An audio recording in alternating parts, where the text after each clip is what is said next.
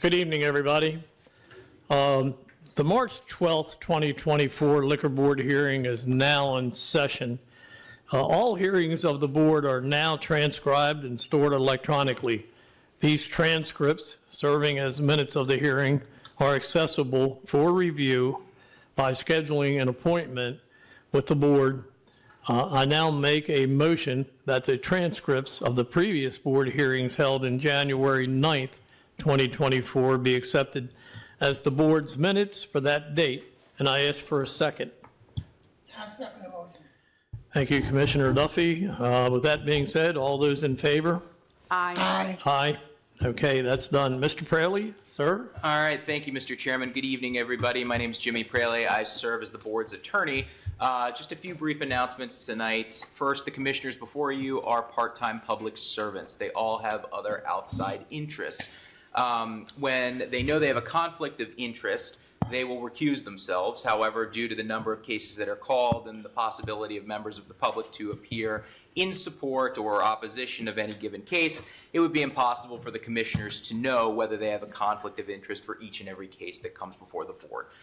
So, with that being said, if when your case is called, you can come forward. If you believe that a commissioner or commissioners, as the case may be, has a conflict of interest or has the appearance of a conflict, you can make that known. The board will consider it and then make an ultimate determination. Other than that, we'll proceed forward with each case under the impression that there are no conflicts of interest. Second, the rules of this board provide for the purposes of judicial economy that counsel can rule on objections if they are made. So if there is a matter that is opposed tonight, if somebody makes an objection as to the admissibility of a certain piece of evidence or testimony, instead of the chairman turning to me advising the chairman on the admissibility of any piece of evidence or line of questioning, I'll simply make a ruling in most cases, and then my ruling will be that of the board. This allows us to expedite the hearings.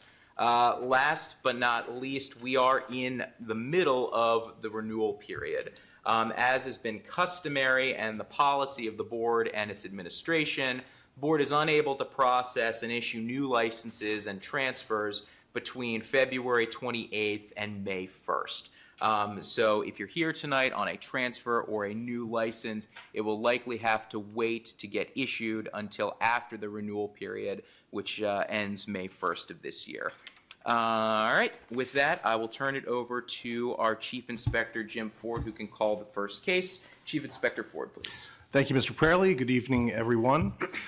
Our first case is Duffy's 3 WC, Inc. Wait, reading.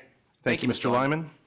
Anyone wishing to testify for or against, please come forward to the table, remain standing, and raise your right hand, please.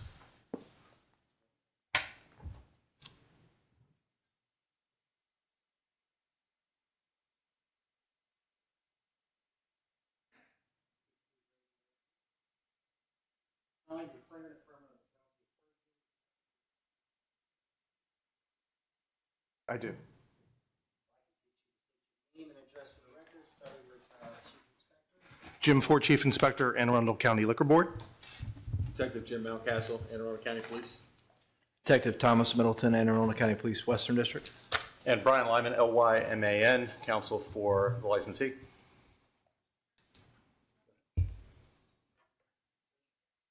Falguni Patel, I am the Duffy's owner. My name is Sanjay Prajapati. I am the manager at Duffy's Liquor. My name is Palavinder Singh. I employ Duffy. My name is Jyoti. I am not an employee and I am just a visitor. Okay. Can we get everybody's address also? I'm sorry, I should have probably done that. Sure, mine is 221 Duke Clausen Street, Annapolis, Maryland, 21401. Could you give your address for the record, Falguni? My home? You can give the business address. Okay. 1371 Marlborough Road, Lenscombe. 1371 Marlborough Road, Lothian, Maryland, 20711. Sir, your address, please. Yes, store card. Store card address. Store का address बोलो मैं कुछ और दिनों store का address बोल दो।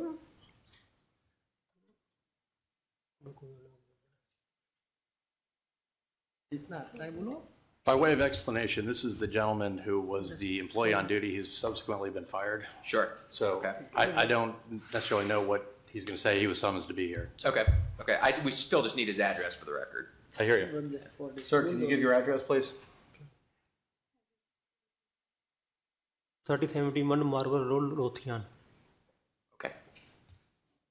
All right, well, then, with that, we will turn it over to the detectives. Detective, if you could please provide us with a statement of facts. Good evening, Chairman and Commissioners. Detective Middleton, Anne Arundel County Police.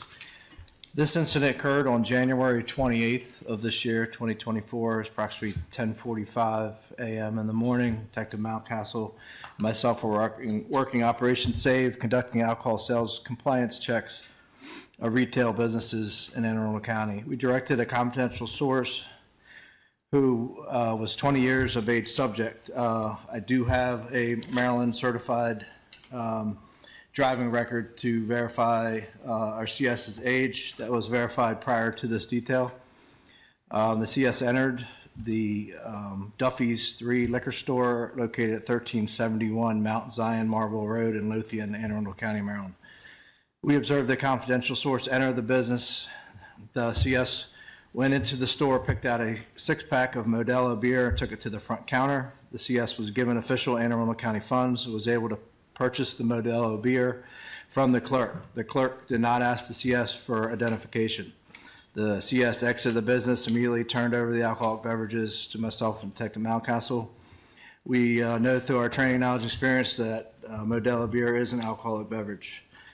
Detective Mountcastle and myself entered the store, identified ourselves as police officers, and observed the clerk, who we later identified as Jody Sani, born January 15th of 2004. Sani advised that she did not work at the store, and she refused to identify herself. A male who we had observed outside the store came in, later identified as Palwinder Singh, walked into the store and advised that he didn't work there either. He advised that the manager had left the store to use a restroom across the street at the gas station. Singh advised that Sani was covering the store until the manager came back. Singh advised that there was not a working restroom in the liquor store. I observed that the store was in poor condition with mold growing over the walls inside the store. We advised Singh to call the owner and have him respond to the store. Approximately 15 minutes later, Sanjakumar Praprati, sorry about the pronunciation, arrived at the store and identified himself as the manager. I asked where he was. He advised that he was at the Subway store. He advised, Prachati advised that Sani was not supposed to be selling alcoholic beverages and she was not an employee. Sani finally gave her name and date of birth to us. She was only 20 years of age. I asked Mr. Singh was an employee and if he was on the manager's agreement. He advised that Singh was not on the manager's agreement, but didn't confirm whether or not he was an employee. It was still not confirmed whether Singh was an actual employee or just a friend watching the store for Mr. Prajati. I did observe Singh ring up a customer who walked into the store while we were awaiting the arrival of the owner. The customer brought a bottle of whiskey at that point in time. Photographs were taken of Singh, Sani, Prajati in the Anne Arundel County liquor license, and the photograph was taken of the Modelo beer, and it was subsequently destroyed. The store was not busy. A copy of this report was then forwarded to the Anne Arundel County Liquor Board. And that would be our case. All right, thank you, Detective. Mr. Lyman, any questions? Sure. Detective Middleton, did you observe the sale of the Modelo? No, I did not. Okay. Do you have any witnesses with knowledge of who sold the Modelo to your CS? Who said that? Do you have any witnesses who do know exactly who sold the alcohol to your confidential source? Not here tonight. Okay. And the other officer who was with you, Detective Mountcastle, Sure. Did you observe the sale? No, I did not. Okay. So the knowledge you have of the sale is from your confidential source? That's correct. Okay. And obviously with your interactions with the folks who are inside the store, correct? Yes, sir. Okay. When you went in the store, who was in the store when you two officers entered the store? The young lady that was, we first identified, Jody, if I'm pronouncing it right, Sani, the 20-year-old female that she's all the way down there. Okay. Subway shirt. That's her. You recognize her? Yeah. Okay. And were there any other individuals inside the store at that time? No. Okay. Did the confidential source provide you with the change from the funds that were used to purchase the alcohol? Yes. Okay. And were you provided with a receipt? No receipt.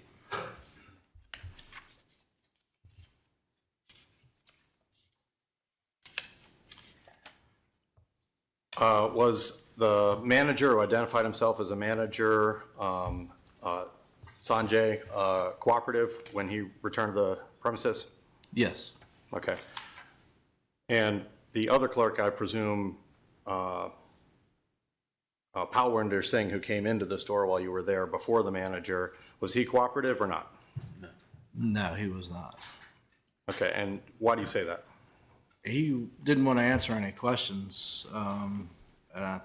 He just kind of stood there for a while, just with a kind of a blank stare, trying to figure out, I guess, how he was going to handle the situation. I don't know what his holdup was, because Okay. I believe we told him we were going to lock the store up, and await someone to come. And then at that point, he got on the phone and called. He did make the call eventually, though, correct? Yes. Okay. I don't have any further questions. Thank All you. right. Thank you, Mr. Lyman. Mr. Chairman, any questions? Yes, I do. Thank you, Mr. Braley. Let me start off, Detective Middleton, asking a couple of questions. When your CS came out of the store carrying the Modelo and came to the car, did that CS describe the salesperson who sold? Yes. Okay. And did you, I'm sorry. I just told everybody to turn them off and I didn't.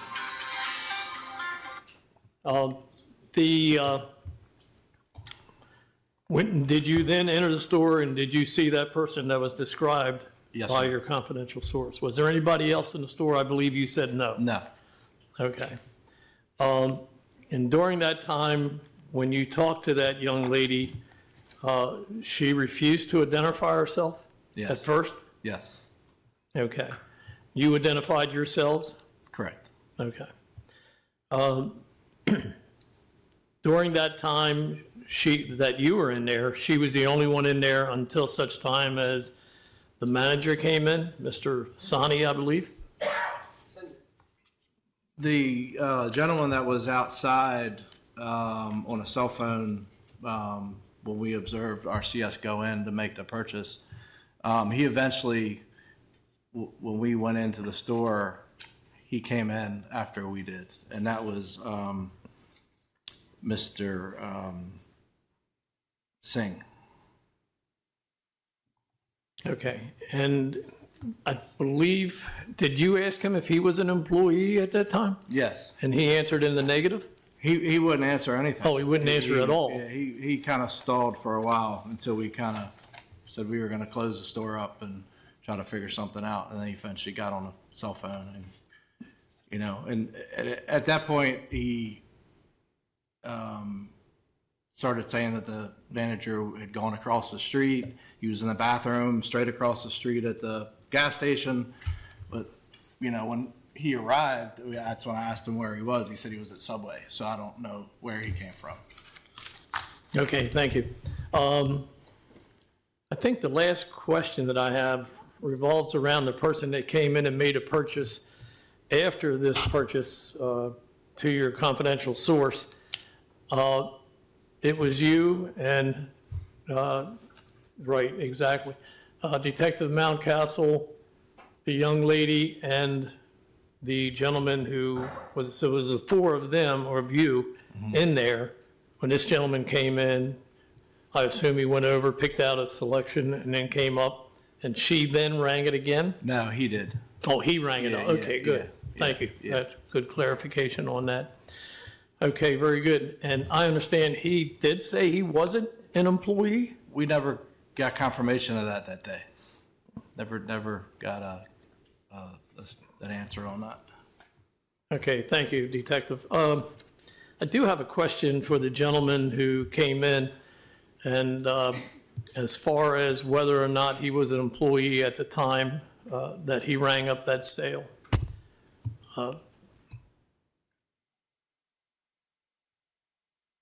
Can the manager or somebody answer that for me? I understand that he was an employee. It was, and I'll proffer that it was his fourth day on the job.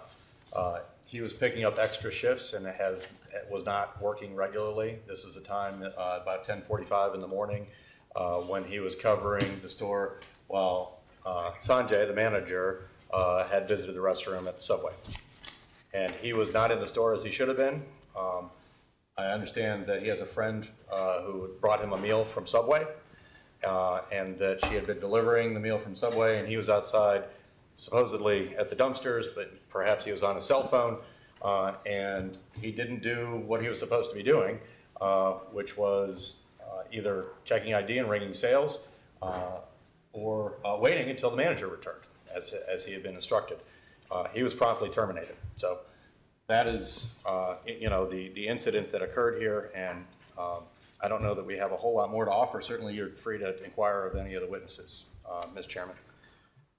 I am curious as to who authorized the young lady to work the register. I don't think she had any authorization at all. I don't believe that the manager knew that she was at the store. So I think it was a poor choice by the employee to ask her to stand behind the counter at the time when he was out on his cell phone. Do you know if they have a cash register or a POI system of some type? I don't believe they have a POI system, but they do have a cash register. I don't think it's got a computer lock or a code or anything. I think that it's just you hit the sale button and the cash drawer opens. Okay, I have no further questions at this time. Commissioner Duffy, do you have any questions of the detectives? Commissioner Snoops? No questions. Mr. Lyman, you kind of already went through a bit of a proffer on mitigation. Is there anything else you want to add before I see if the board members have any questions of that? I'd just add that this is a circumstance which will tie into the next case, that this is a tenant who's been having big problems with the landlord and the condition of the premises that they've been renting. The licensee, Falguni Patel, was here before the board previously on a violation in 2022, I believe, for sales to underage folks. It's been difficult to get this store appropriately staffed. She believed that she had a good hire in the manager, Sanjay, who has been at the store a whole lot. She's got about 3 managers she uses, and this is a circumstance that he needed to use a restroom because the store has no restroom. It was demoed during COVID, during what you'll hear about in gory detail during the other Duffy's case. But it's a circumstance where they do have an on-site portable restroom that was full and not usable and not picked up by the company. And we're here with a situation where it's sort of a perfect storm that, an acquaintance of the employee who's on duty arrives with a meal. He wants to go make a cell phone call or take some stuff to the dumpster. And the confidential source is in the store asking for a transaction at that time.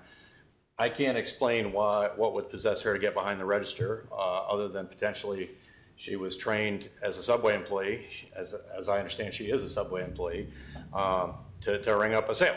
And that's the only real explanation that I've heard in discussing this matter with my clients and trying to decide, what the approach should be. Obviously, the manager was not terminated. He is a gentleman who does understand the responsibilities and has made sure that every employee that does work on his shifts is appropriately trained up and that ID is appropriately checked for anybody who looks like they're under 30 years of age.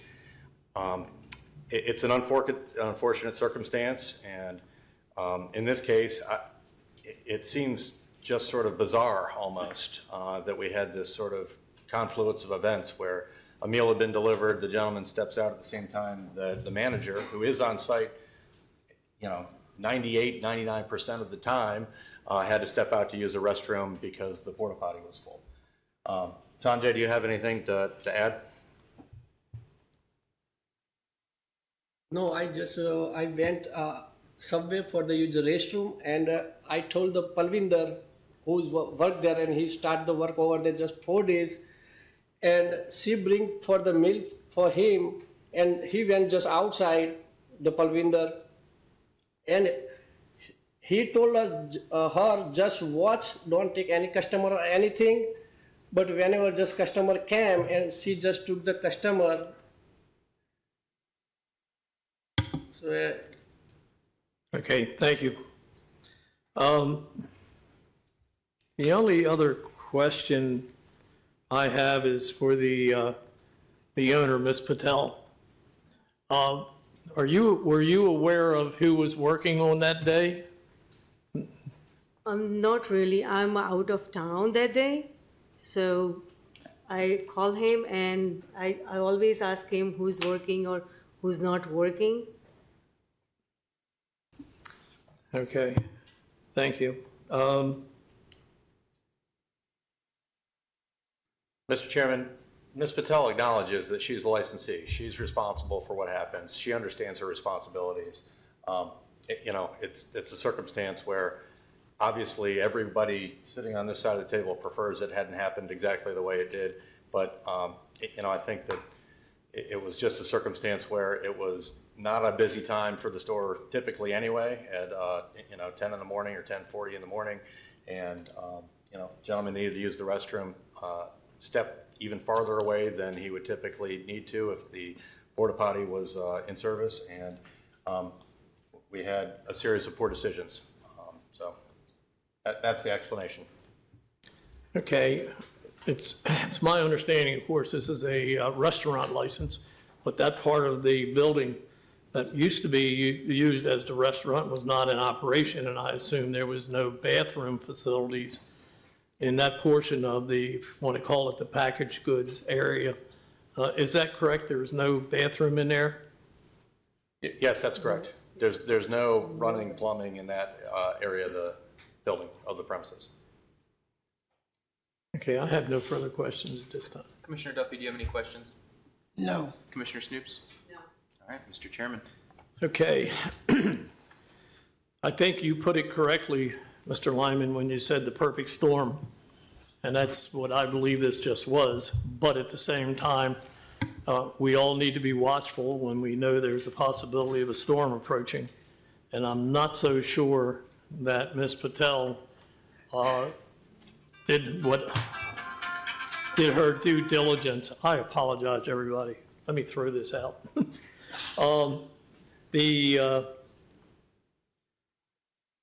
The circumstances were truly unusual, and when the officers showed up, I'm sure none of you had any idea that they were going to show up and that a confidential compliance check was going to be done at that time. Nevertheless, as you mentioned, this is the second time since January 15th of 2022 in which there was a sale to a minor. Not only was there a sale to a minor this time, but the sale was actually contributed by a minor, a person that should not have been in there, should not have been behind the register, should not have been involved, in the sale in any way, shape, or form. So I find that the perfect storm, yes, did involve, but it involved a lot of careless, reckless actions or failure to take the proper actions in order to do this. With that being said, I'm going to make a motion. You have 5 charges. On the first charge, minors, because it's your second offense, I'm going to make a motion we fine you $1,000. On the second one, selling or providing alcohol beverage to an individual under the age of 21 years of age, I'm also going to make that a $1,000 fine. The third one is ownership and operation. I'm going to set that fine or make a motion to set that fine at $750. The fourth one, under cooperation, failure to cooperate, whether it's by an employee or not, it was in your business and ultimately is your responsibility.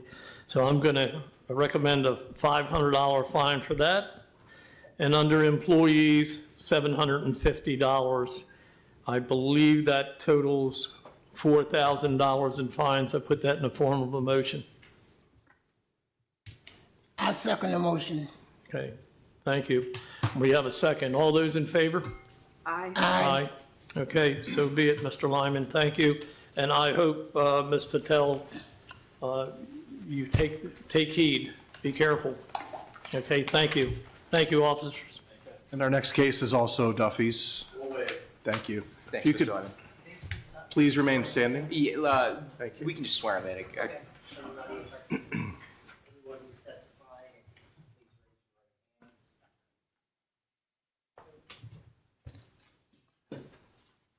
you're solemnly declare and affirm that the first testimony you're about to give is the truth, whole truth, and nothing but the truth. I do. Please state your name and address for the record, please. Jim Ford, Chief Inspector, Anne Arundel County Liquor Board. Oh, Falguni Patel, 1371 Marlborough Road, Lanthicum. Dinesh Patel, 8505 Brickyard Road, Potomac, Maryland, and I'm the landlord of that establishment. All right, Mr. Lyman, just your name for the record one last time. And I'm Brian Lyman, Lyman, 221 Duke of Gloucester Street, Annapolis, Maryland, 21401. Thank you, sir. All right, Chief Inspector Ford, you can provide us with a statement of facts, please. Thank you, Mr. Praley. So this activity date for this report was December 26, 2023. In consultation with the Liquor Board Administration, it was decided that a violation must be issued to this establishment pursuant to the warning letter dated June 15, 2023, attached here too. I have been this establishment's inspector from October 2020 until approximately the end of 2022. During such time, any and all visits, I only witnessed this establishment acting as a Class A packaged goods store. I neither witnessed the establishment acting in the capacity of a restaurant as defined under the rules and regulations, nor the ability to actually do so. Photos from January through February 2021 are attached here too. As such, this inspector decided to visit the establishment to establish that, as of the date of the visit, the establishment was still not acting in the capacity of a restaurant as required under the terms of its license. At approximately 1:50 p.m. on the above referenced date, I met with the board-approved manager, Mr. Bill Balaji Ann, at the establishment and discussed the recent history of the establishment. I confirmed Mr. Ann's identity via his Maryland State driver's license. Mr. Ann was very cordial and cooperative. When asked whether the establishment had served any hot meals recently, Mr. Balaji replied that he had been working at the establishment for approximately 2.5 years and that during that time, to the best of his knowledge, no hot meals had been served. I then spent the next 15 minutes walking throughout the premises, inside and out, taking photos attached here too. Nowhere on the premises did I see any means of preparing or serving hot meals. The establishment has no public dining room or kitchen. Further, no cooks, waitresses, or waiters were present to serve hot meals, nor any food sufficient to fill orders from a menu. That's the end of the report. All right, thank you, Chief Inspector Ford. Mr. Lyman, questions? Ms. Ford, you said that your visit was on the 26th, is that right? That's correct. The docket or the agenda says that the violation occurred on the 27th. Do you know which date it might be? I'm assuming that my visit was on the 26th, and then I wrote the violation on the 27th. I've got it right here. Yeah, Okay, so the violation notice was delivered on the 27th. that's correct. Okay. Yep. You said all of the employees that you interacted with on the site were cooperative? Yes. And do you know of Chairman Harris's personal knowledge or visits to this site over the years that you were the inspector there? I'm generally aware that he may have driven by it a few times, but I can't say for sure. Okay. Do you know if he interacted with any county agencies as the chief inspector during that period? Yes. Okay. Can you describe those interactions? I believe he was in touch with buildings, inspections and permits, in connection with some unauthorized work that was taking place on the premises. Okay, and correct me if I'm wrong, one of the charges tonight is alterations. Rule 4.18, correct? Correct. And I didn't hear in your report what the allegations were as to the alterations. Do you have a statement about that? Well, as I mentioned in my report, I was the inspector since 2020, and I had knowledge from before when I was an inspector that the premises were much different. There was a restaurant there, and that some work had been done, authorized or unauthorized, but unapproved by the board. Okay, do you know if the work was authorized by any permits? I couldn't say. Okay, so specifically. that's an item that you don't know, correct? I mean, I believe that there was work happening without permits because I do know there was a stop work order. Okay, so you observed a stop work order at the site at Yes. some point? Yes. Okay, do you know when that was? I would be guessing. It would be approximately, it's hard to say, but it was sometime during that time I was an inspector. Okay. Was Chairman Harris involved in the decision to charge these violations? No.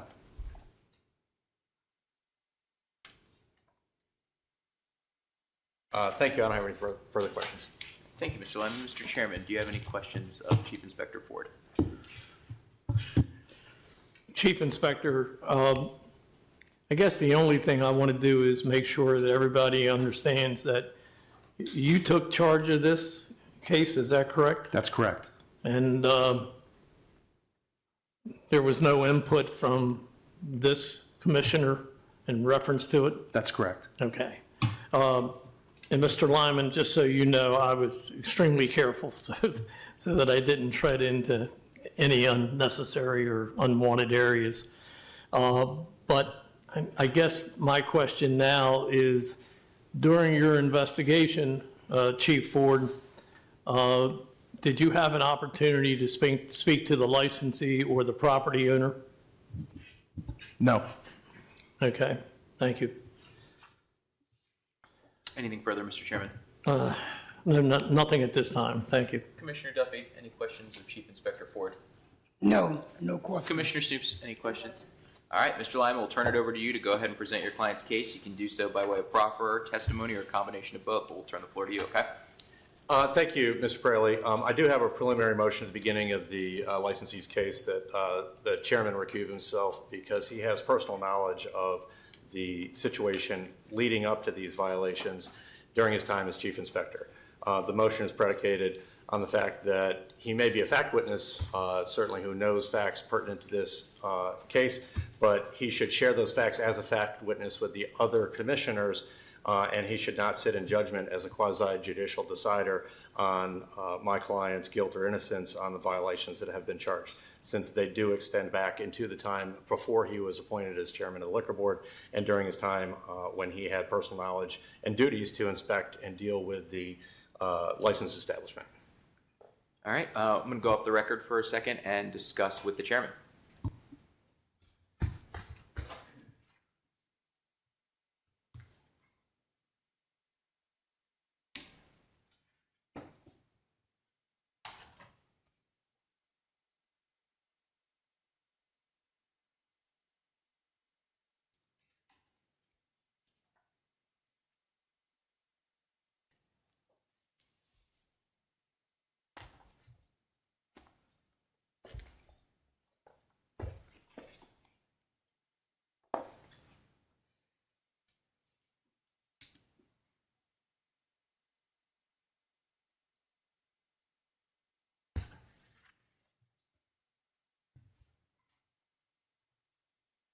Okay, Mr. Lyman, in reference to your request asking the chairman and myself to recuse myself in this case, I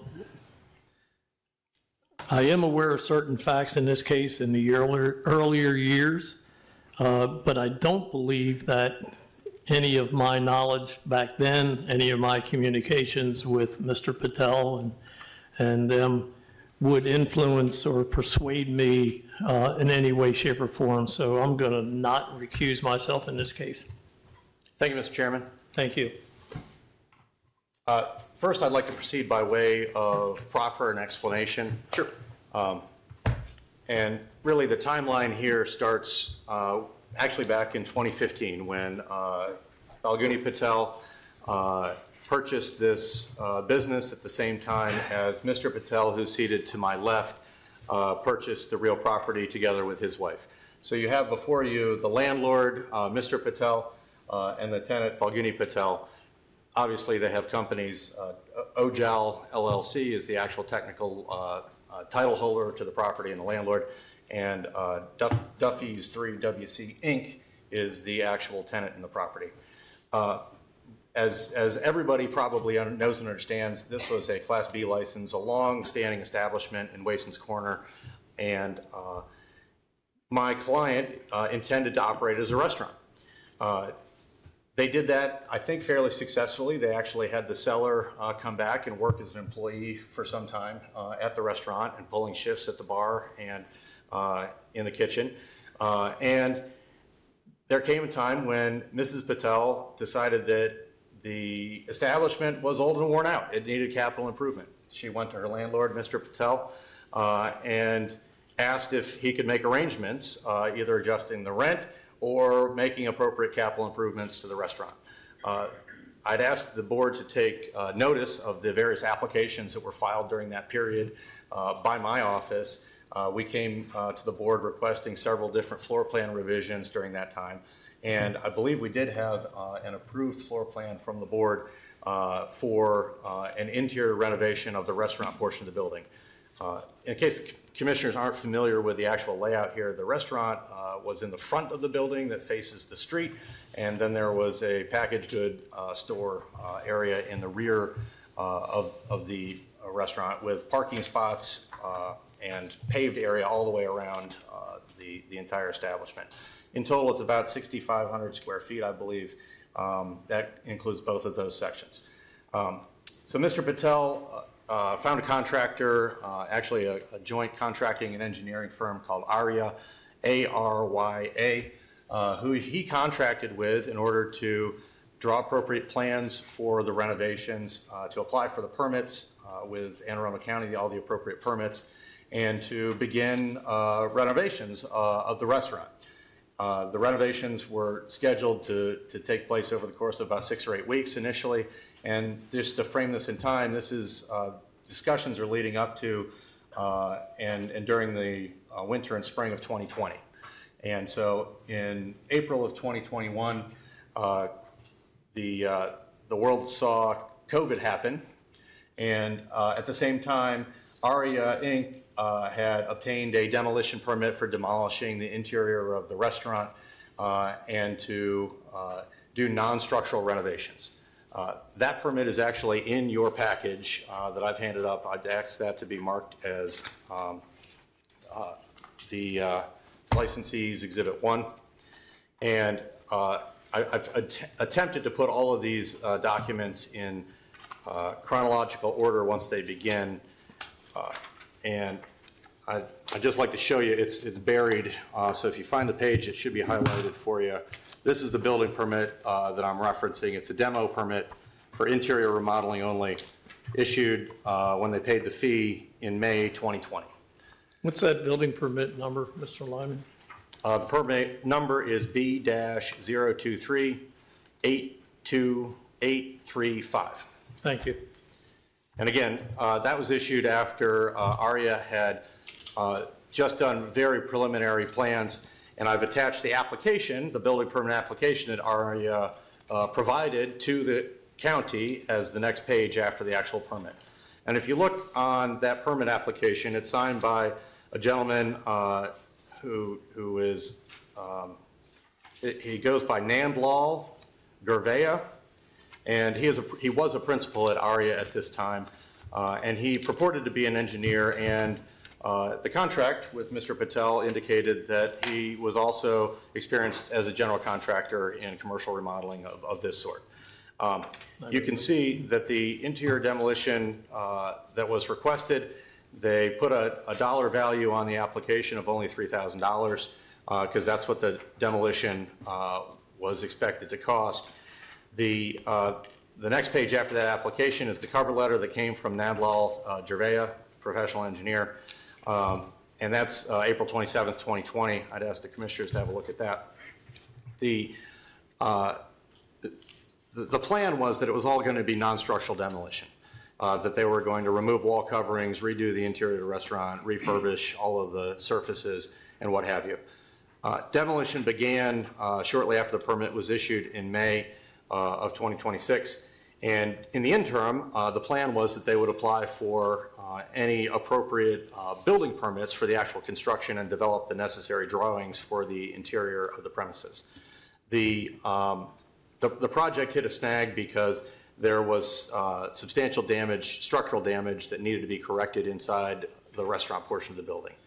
And so we got in a situation where there was demolition proceeding, and there was no set of permits that were active, although Mr. Patel was informed by ARIA that they had applied prior to October 2020. But the next page in the package before the board is the October 13th, 2020 response to practical difficulties and hardship, which is basically the permits that ARIA Civil developed and the permit request that they filed in order to modify the building permit that was just for interior demolition. And if you look at the next page, it looks like this. It's got a new permit number stenciled on the top. That permit modification application was to do a SDP, a site development plan. That site development plan was not discussed in detail with the landlord, let alone the licensee, my client. And what we have is a situation where Mr. Patel hired an expert. He believed that things were proceeding in good faith. And in fact, they were not. The situation was really tragic, actually. A gentleman at ARIA who had been working on this apparently was killed. That's my understanding of it. He was killed in a car accident. And ARIA was overburdened, like many small firms are, and didn't come clean to its client about what needed to happen. The modification application, as if you'll review it, it really is sort of just touching the surface of what needed to happen on this at this site. And Mr. Chairman, this is part of the reason why I actually made a motion to recuse you, because I think that you have personal knowledge of these circumstances and the site condition at the time in 2020, and were involved in trying to help fashion a solution between the liquor board as an administrative governing body and between the licensee and the landlord.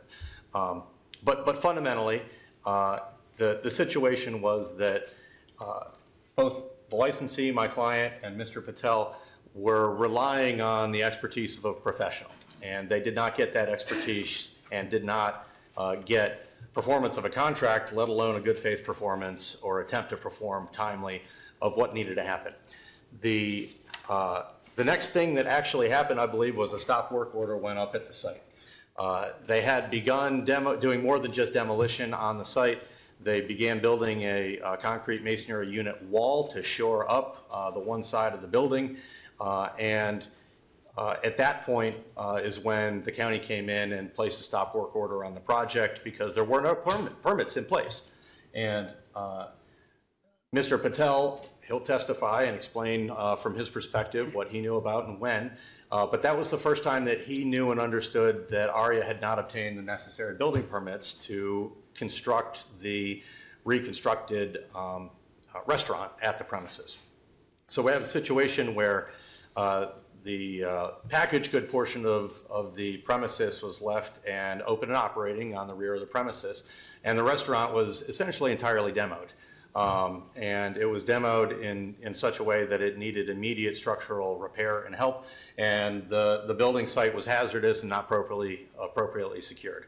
And my understanding is that Chairman Harris urged that on Mr. Patel, and that they needed to appropriately secure the premises and place necessary protections up and clear off the demolition materials from the site. At the same time, there were complaints from the public, apparently, and a zoning violation case was opened, and it was decided in the county that it should be handled together with the building permit applications because they were anticipating having fresh building permit applications come in. If you flip over into your package, a permit application center fee was paid by ARIA on November 20th, 2020. That is a pink sheet in your package. And that is just for a restaurant set of plans. What you have next is the acknowledgement letter from the permit setter of the county, which explains that your plans are not good enough. Here are the comments that you need to respond to and revise your plans. That's December 9th, 2020. So notwithstanding COVID, putting a dent in the initial plan review, it seems here that the county did receive a payment of a permit fee on the 20th and made a response to ARIA and OJL Property, which is the landowner, on December 9th, 2020. And if you flip through the next pages, the comments are detailed and exhaustive.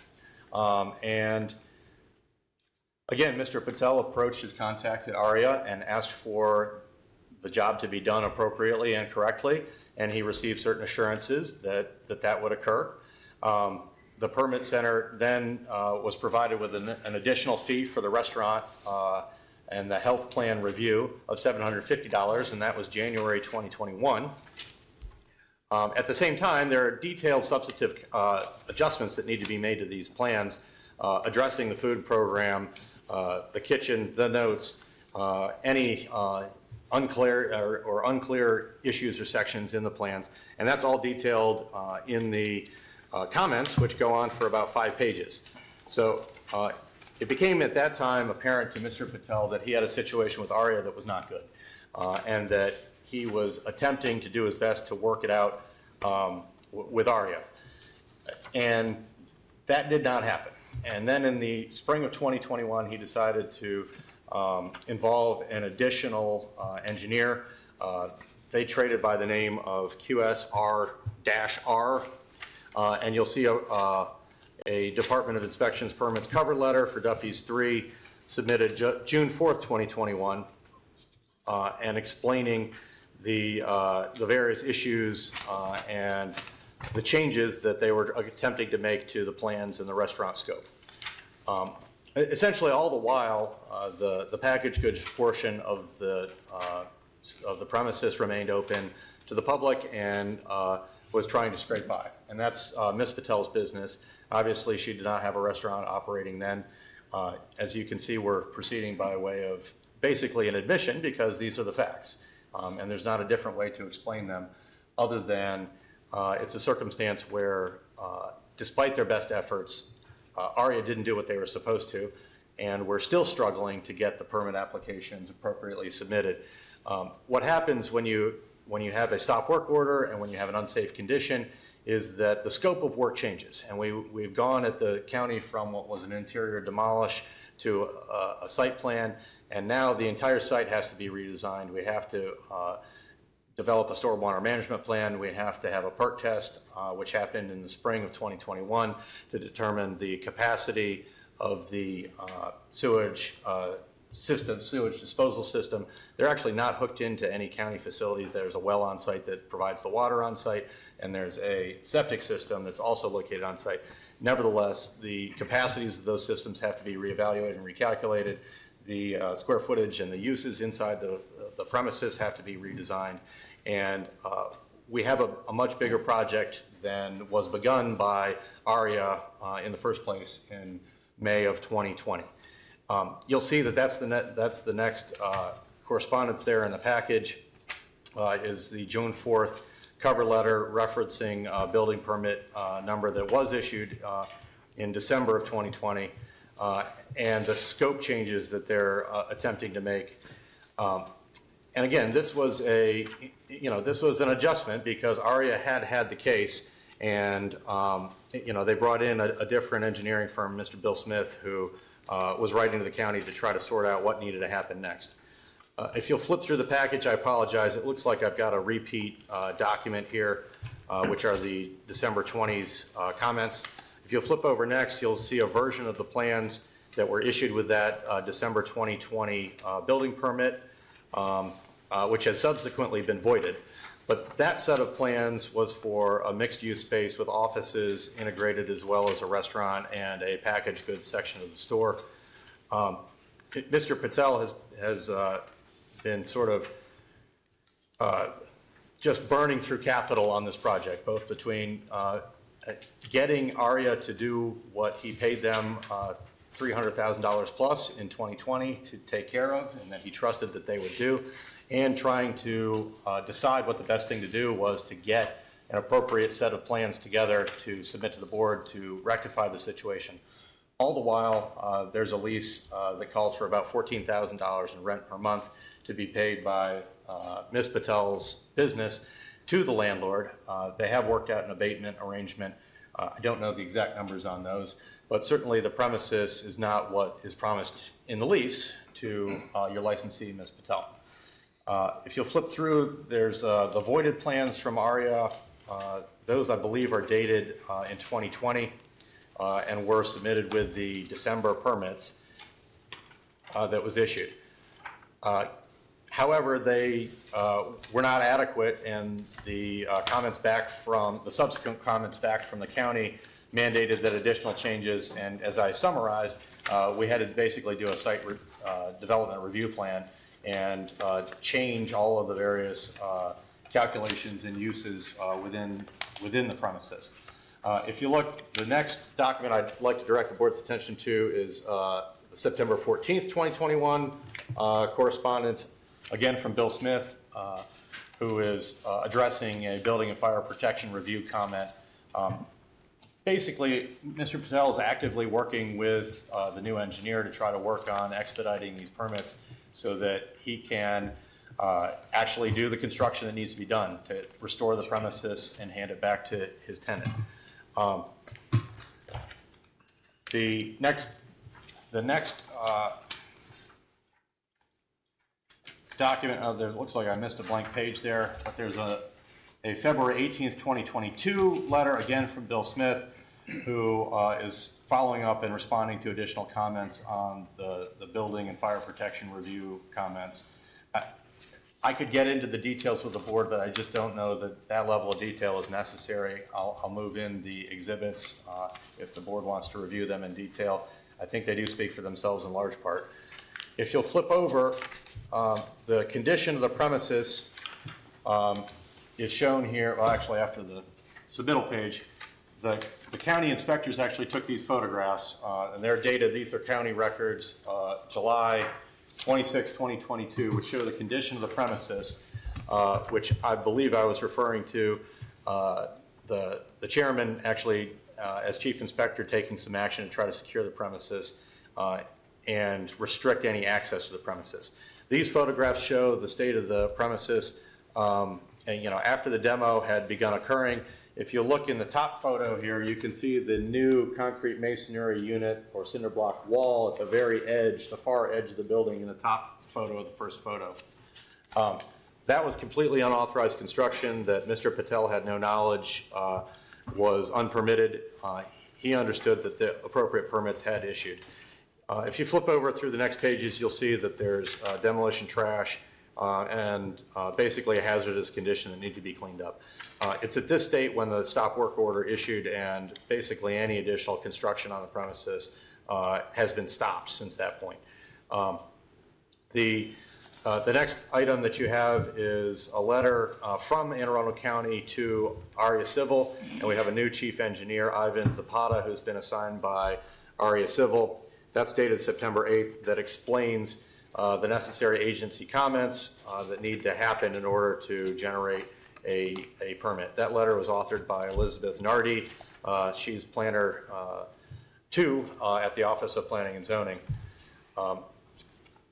There are several memorandum included in the package that predate that summary letter from Ms. Nardi that give her comments about the situation that was occurring on the site at that time. and that explain what the problems are with the plans and the site development that had been submitted at that time by ARIA. There's another memorandum dated September 1st that explained the project scope and the parking lot reconfiguration that was going to be required. That's dated September 1st, 2022 by Ms. Nardi again. I'm sorry, it was to Ms. Nardi, and it was from the Department of Inspections and Permits, and are his comments about the various factors that go into the site design review process. You'll see in the package also that the county was getting input from other departments. There's a transportation development review team. Essentially, the point of sharing all of this with the board is to explain, perhaps in more detail than is required, the fact that we had a situation where an engineer and a general contractor made certain assurances and promises to Mr. Patel, and that they have failed and refused to make it right.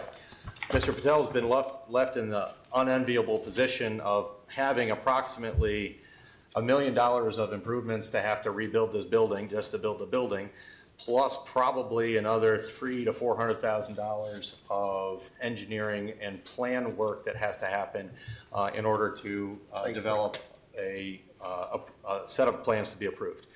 That doesn't mean that he stopped, and I'd like to direct the board's attention now to a brand new letter dated March 7th from Greening Urban Solutions. That's the first letter in the package. And that letter is issued by the expediter and engineering firm that has been now hired in order to take care of this and has been making recent submissions to Anne Arundel County. The letter is by or from Nicole Kusiolek. And it is actually penned to explain to the board what the current status is of the work. And I'll summarize that letter that's there for any of the commissioners to review if they so desire. But Greening Urban inherited a project that was clearly a giant mess. They were retained in late 2023 and have been for the last 2 months, 3 months, working very diligently to prepare the necessary components of a complete application and appropriate plans to be approved by the county in order to allow the construction to commence. Mr. Patel has developed a partial settlement, I'll call it, in his dispute with ARIA, where ARIA has agreed to continue on, but just as the construction contractor at the site at the time that the plans are issued. So we have a contractor, Greening Urban Sustainable Solutions, and if you'll flip through, there's an engineer's transmittal letter describing the total site, 1.59 acres, and the various components that need to be addressed for the entire site design review plan. Additionally, there's sediment and erosion control plan checklist submittal where they've gone through, hopefully, the correct process to get a complete set of plans and appropriate building application to Anne Arundel County so that we can move forward with construction on this property.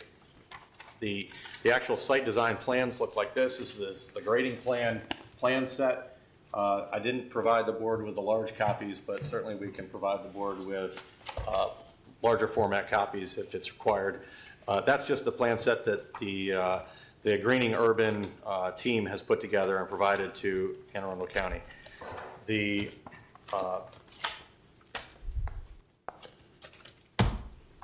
next item that I'd like the board to consider is, and I didn't provide this previously, let me hand it off. Here you go, Jim. This is a communication that I asked for actually from Mr. Patel, and that was just barely provided in time for this hearing from ARIA Civil. This is written by a gentleman who is a project manager and will be the project manager for construction on site. TJ Hassler is his name, and Mr. Hassler has directed his letter to the board, and I ask that this letter be marked as licensee exhibit 2 and admitted. Sure. The letter, and again, it's there for everybody to read, It's basically Mr. Hassler's estimate of what's going to happen so that the board can understand it, consider it, after the plans are approved and we have an actual building permit issued for him to actually put together, mobilize on the project, and complete the exterior of the building and complete the interior of the building. His estimate is that it'll take 4 to 6 months, and he's begun preliminary meetings with both the fire marshal and the health department in reference to the required construction. The other thing that I'd like to present to the board is that just in the last month or so, the licensee and the landlord have applied, I don't know how these are organized, I apologize.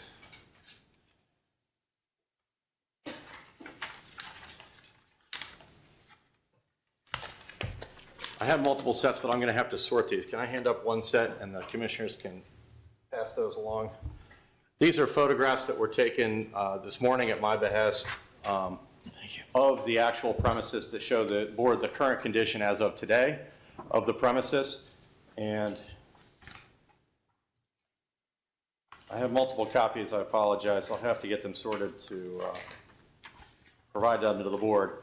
But essentially, Mr. Patel has done some painting on the premises. They've tried to clean up the appearance as best they can. And this is work that was delayed because they, I think, perhaps misunderstood the stop work order and some of the directions they received from Chairman Harris when he was the chief inspector, that no additional work be done on the premises. And so the premises are in a state of disrepair. That may be putting it mildly. But there's certain sort of components that need to be looked after as far as, painting, obviously rusted things that need to be scraped and painted, and those upgrades, that general sort of maintenance things have occurred here in the past 2 or 3 weeks. As the board may understand or sort of gather at this point, aside from the technical charging problem here that we've cited section 4.18 twice, and really I think the board meant to charge 4.16 in count 1. The licensee and Mr. Patel acknowledge that they have not been operating a restaurant. The operation of a restaurant has been impossible. I would put this in context of the fact that my office, on behalf of Ms. Patel, has filed a downgrade application with this board, which has not yet been scheduled for a hearing as far as I understand it. I would urge the board to allow us to present the downgrade application at the board's next scheduled hearing in April, if that's at all possible. And I would just say, before I let Mr. Patel talk and relate his testimony, that this has been a very trying situation. It's not something that either Mr. Patel or Mrs. Patel, the tenant, anticipated, frankly, given the referrals and recommendations that they had from ARIA Civil. They contracted in good faith with the company, and they have, frankly, a huge lawsuit and claim against the company. First things first, though, they need to deal with trying to restore the premises to an operable premises. Their intent is to downgrade the license to a Class A until construction is finished, and then come back to the board and ask the board to re-upgrade the license to a Class B license so that they can own and operate the restaurant and bar at Duffy's 3 and as Duffy's 3. It's really been a loss for the community, I have no doubt.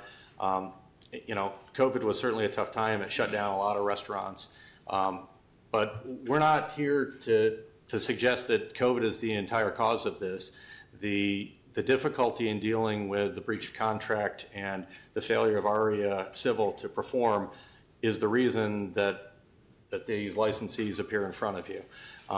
And I think that Ms. Patel is certainly thankful to the board for its allowing a reasonable solution, and to the extent that The violations needed to be charged. I think she acknowledges and understands that. And we would ask that, my recitation and presentation be considered in mitigation and in fashioning an appropriate solution to allow this particular establishment to try to continue to serve the community that it's in. It is basically the last license in Anne Arundel County, I think, down on that southwestern corner of the county. And, even through this, the liquor store has been well-stocked and has provided, the service of alcohol to serve a public need in the area.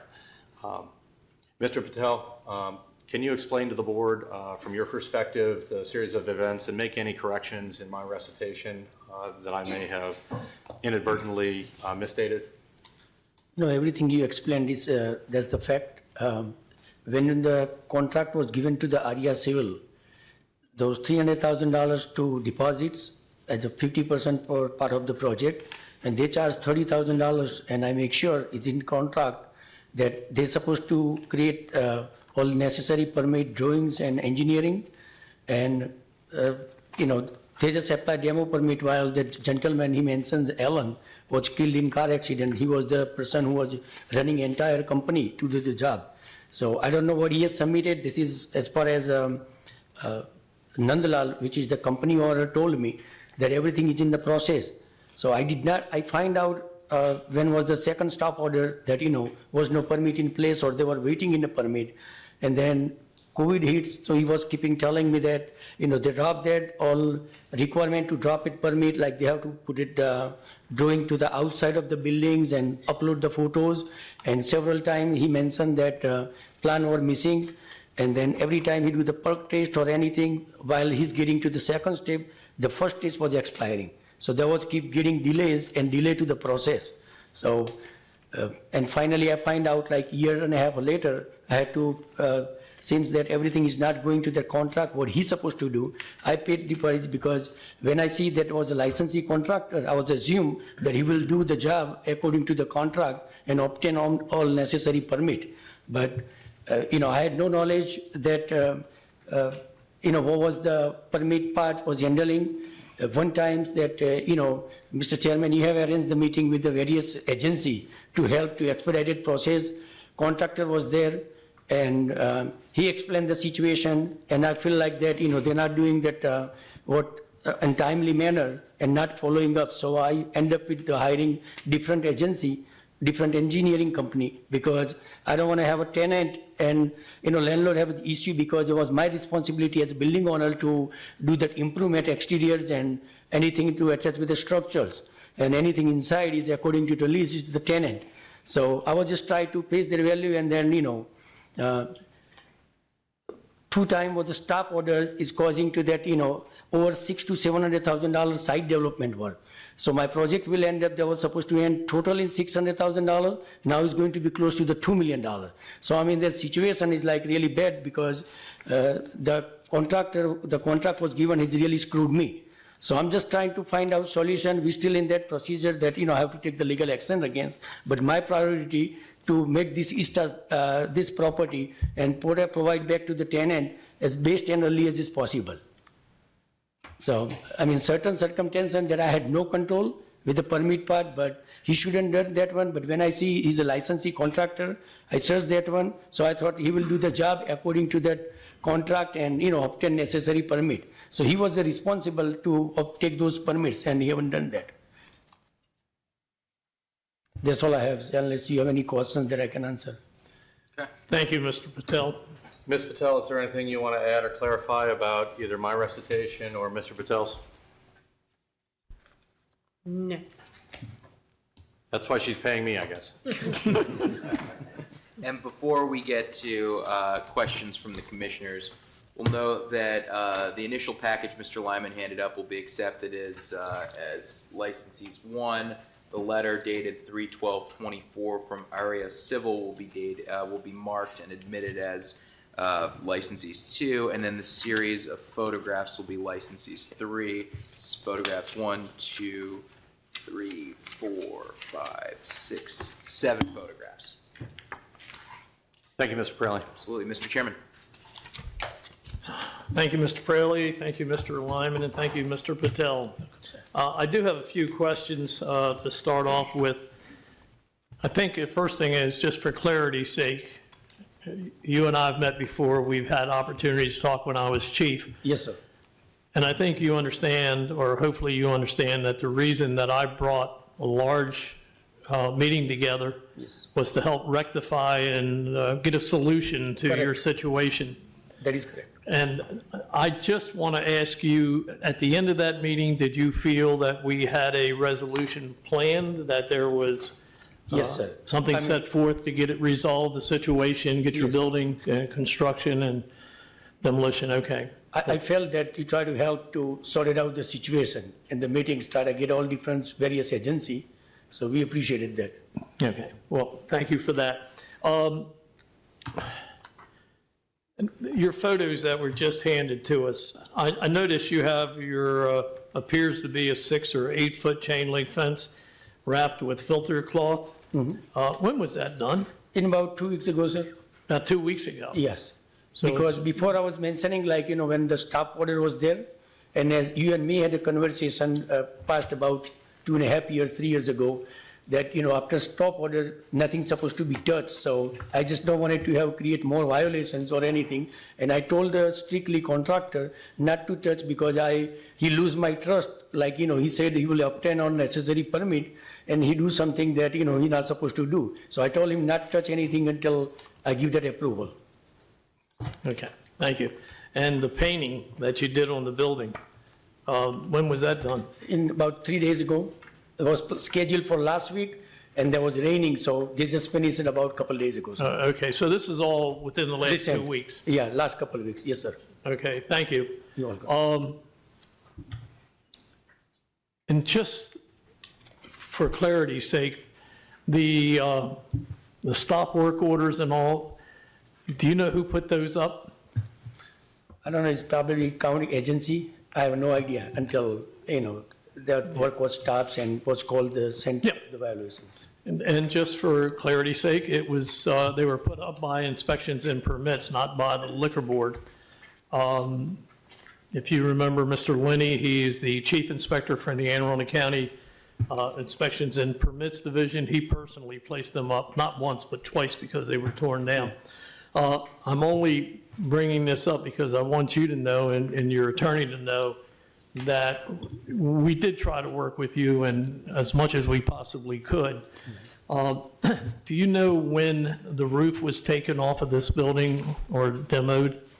So after he finished the demo, and then the person who was in charge, the one who killed in car accident, he told me that, what is the next phase? I asked him. So he said, permit is another place. So they have to build the wall and secure that column. So that was the first thing after the demo permit. I believe it's sometime early 2021. I don't have exact dates. Okay, now that's close enough, thank you. You recently came into the liquor board office and applied for your last renewal, not this one for this year, but the one prior. At that time, you said you have an operational restaurant. Who, me? I have nothing to do with the operation. I'm landlord. Well, all right, let me put it to you this way. This liquor license renewal was certified by FN Patel. That would be you, correct? Oh, that is you. I'm sorry. My apologies. Because I'm landlord, sees the licensee. So Okay. I never came to apply any liquor license or renewal because it's not my part. Okay. Yes, sir. My apologies. No problem, sir. Let me address this question to you then, ma'am. When you applied for your renewal, you stated in the renewal that you were operating as a restaurant last year, and I don't think that you were operational for quite a while. Is that correct? Yes. Should we let him look at this?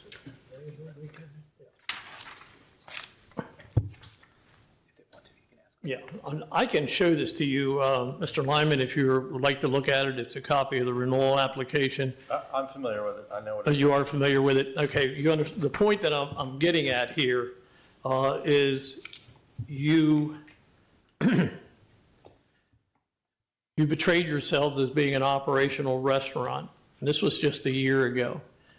And that evidently couldn't have been the case because you had neither the equipment nor the kitchen nor the restaurant flooring or tables or anything.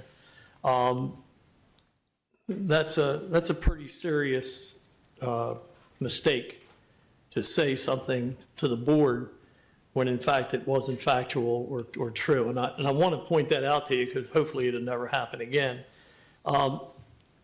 The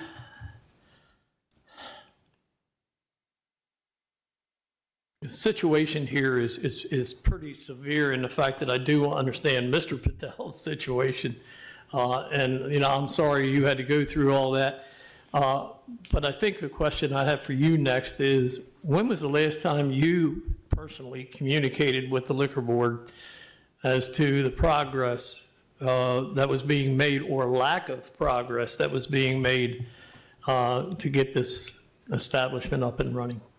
I have not made contact since our last meeting to that county office because I was focusing to get it. I did not get the proper response from civil area, so I had to get it whole new crew and expediters.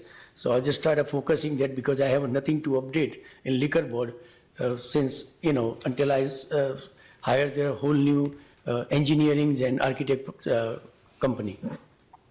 Okay, thank you.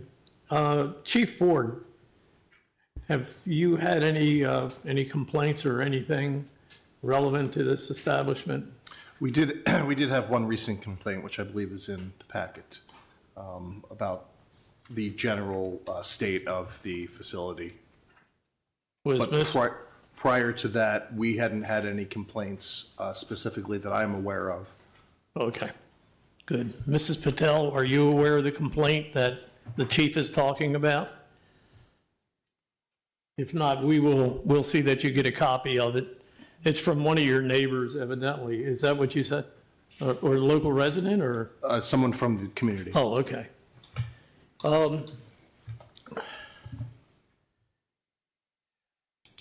I have no further questions at this time. Commissioner Duffy, any questions? No question. Commissioner Snoops? Is there an estimated time that you think things will get finished? He said as soon as the permit done is about 4 to 6 months to do the work. And we are really making progress. The new company is doing really good job. And the reports, I guess, they printed out. And personally, I'm watching and involved. And I'm coming myself and overseas. So they try to get early as possible. So after permit approval is about 4 to 6 months. And according to that expediter, they say we are in sometime in June, we should have everything done with the permit wise. Because the grading permit was the longest period, they have to go to the outside.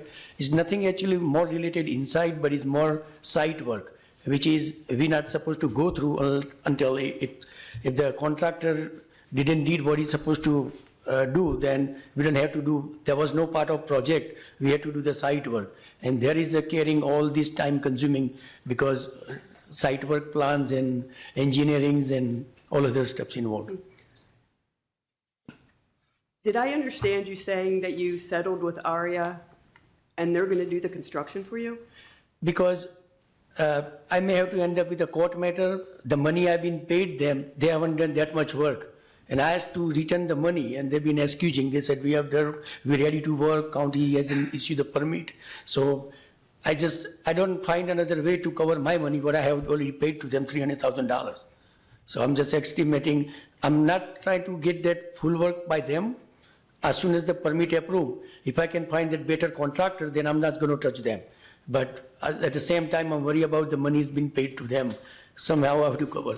You're between a rock and a hard place, but at the same time, what kind of comfort level is there that they're ever going to do any construction? I have other two companies lined up, but like I said, I'm just trying to cover that cost. Right. But I'm being planned ready as soon as get it there to get expedited. I can trust them. Anything else, Commissioner Snoops? All right. No. Mr. Lyman, anything you want to add? I mean, I'd just add particularly to Commissioner Snoops and Commissioner Duffy to, recognize the chairman's sort of participation and his factual knowledge here about this situation, and his efforts, as he expressed to Mr. Patel, to try to press forward a solution. I'd also ask the board to consider expediting the downgrade application as soon as practicable. And, depending on how this goes, I guess I may also be discussing with Mr. Praley potential injunctive relief on having this license renewed within the appropriate period. I do need to speak to Mrs. Patel about that at length, but certainly there's some logistical issues here. And, Mrs. Patel is going to do her best to meet them. In that context, this was a circumstance that was largely thrust upon her that she had no control over, since she had no contract with ARIA, and her licensed premises was basically torn apart and demolished, preventing her from actually operating a restaurant. So that's what I have to say on behalf of my client, Ms. Patel. She is the licensee. Notwithstanding Mr. Patel's willingness to be here and communicate with the board, I just would remind the board that the board has no power over Mr. Patel or the appropriateness of his business decisions that were made in this case. And, we just heard a case where Mrs. Patel has a $4,000 bill to pay to the board. And I think she would like to protect her investment here and do her best to get a restaurant reopened. She has a commitment from the landlord to do that. And, we all need to sort of try to work together here to figure out what the appropriate plan is going to be. And I know that has been said a lot in this case, but it continues to be an issue, obviously. Just finally, I'm not entirely sure what violation 3 purports to be. Definition section is usually not a section that is actually separately charged. I think this is actually potentially an operations issue that they haven't been operating. But we've already been charged with that, I think, in the illegal conduct violation charge, which is number 2.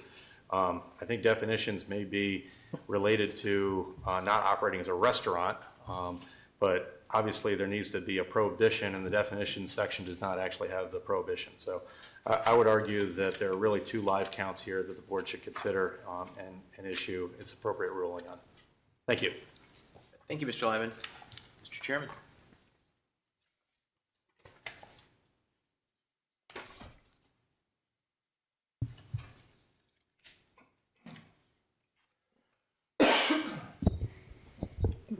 This is another one of your storms.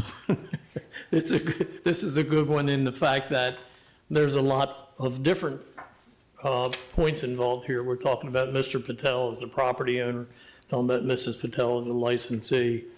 And I can see where the situation could arise in you wanting to come in and apply for, I believe it's a downgrade or something, is that correct? Or an upgrade, however you want to look at it? We have, whatever the terminology is, we've applied to make this a Class A establishment pending completion of construction and the restaurant so that we can actually offer 2 hots a day, as I've heard it referred to.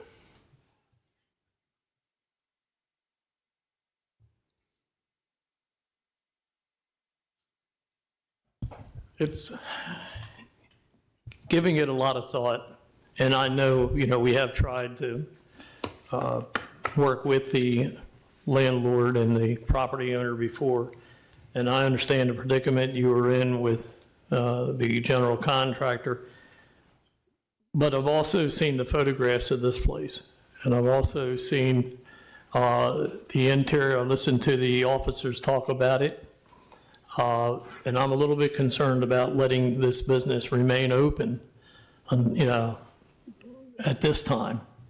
I don't want to necessarily, revoke a license or anything like that, but I think what I'd like to do is put a motion on the floor that we suspend the license for 90 days, at which time you can come back in, and if you can show us where you have progress to the point of being able to come up with a really good plan to reopen your establishment, we would be more than happy at that time to reconsider it.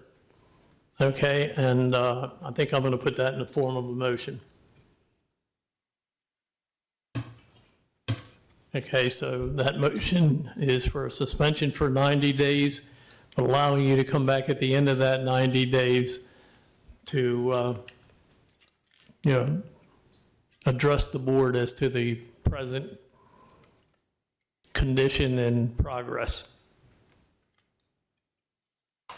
Looking for a second. I second the motion for Okay. suspension of 90 days until further notice from the owner and the property manager, from the owner of the property and the licensee to report back to the board in 90 days. Okay, thank you. I have a second. All those in favor? Aye. Aye. Aye. So be it. Hopefully, we can see you come back in 90 days for your sake with some progress and something to report to the board. But as of now, effective immediately, unfortunately, you're not going to be able to sell any alcohol at that establishment for the next 90 days. Thank you. Thank you, Mr. Chairman. Thank you, Commissioners. Thank you, Mr. Lyman. Thank you, everyone. So our next case is Angels Share Wine and Spirits. Thank you, Mr. Katz. Okay. Can I ask for a 10-minute recess now at this point? If you'd like to take 10 minutes, we'll call you back in. Thank you. Everybody run.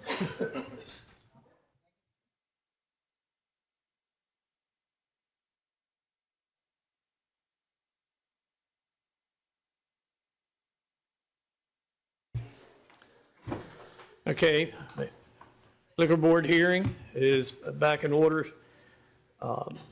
Thank you all. And again, I want to apologize for my phone going off earlier. I know, that's, yeah. We'll talk about that later. So if everybody could rise, please, and raise your right hand. You solemnly declare and affirm on the grounds of perjury, the testimony you are about to give is the truth, the whole truth, and nothing but the truth. I do. Thank you. Please state your name and address for the record. Jim Ford, Chief Inspector, Anne Arundel County Liquor Board. Maryland 21114. Okay. David Katz, attorney on behalf of the licensee. David Katz, attorney on behalf of the licensee, 2410 Evergreen Road, Suite 105, Gambrills, Maryland. Samuel Cheney, 2701 Middle Neck Road, Odenton, Maryland, 21113. Jay Baldwin, 808 Homestead Lane, Crownsville, Maryland, 21032. All right, thank you all. We'll turn it over to Inspector McCarthy, who can provide us with a statement of facts. I met with Inspector Marshall on the 9th of November at around 6:30. We were asked to take measurements of the two alterations that happened without the board's permission. One alteration happened in 2021 and the other alteration had happened in the past few weeks. We met with Ross, the manager. He showed us around the new alterations. The new alteration, we took measurements. There is no alcohol in the new alteration. We took measurements of the older alteration, which is in use, and the outside area. Inspector Marshall left and I waited for Sam, the general manager, to show up. We spoke about the alterations. They seemed to be unaware that permission was needed depending on the size of the alteration. Some bad information was being given out by other people working in the industry. I gave Chief Inspector Ford the measurements. I dropped off the violation notices on the 11th. They were signed by Sam. Sam and Ross were very cooperative and helpful during the events of that evening and seem eager to fix the issues. All right, thank you, Inspector McCarthy. Mr. Katz, any questions of the inspector? Yes, briefly, just for clarity, the second violation, 2105, that's not before us this evening, correct? That's been dismissed. That's correct. Okay. No further questions. All right, Mr. Chairman, any questions of Inspector McCarthy? No questions. Commissioner Duffy, any questions? No question. Commissioner Snoops? All right, Mr. Katz, we'll turn it over to you. You can present your client's case by way of proffer, testimony, or combination of both, but the floor is yours. Thank you, Mr. Praley. Try to keep it brief for the board, and I'll effectively go directly to mitigation by way of proffer. Sure. Really, my client, requests a forgiveness here. The alterations that are part of this particular violation occurred in 2021. It was an adjacent space to my client's current space. This is the heat of COVID, and effectively, that space became available, and my client, in order to, it has been and it has always been a neighborhood establishment and catering to the direct community. At the time in 2021, businesses were dropping like flies. That's why the adjacent space became available, and my client effectively just stretched into the adjacent space. So it wasn't a situation of trying to gain more market share to add a significant more amount of product.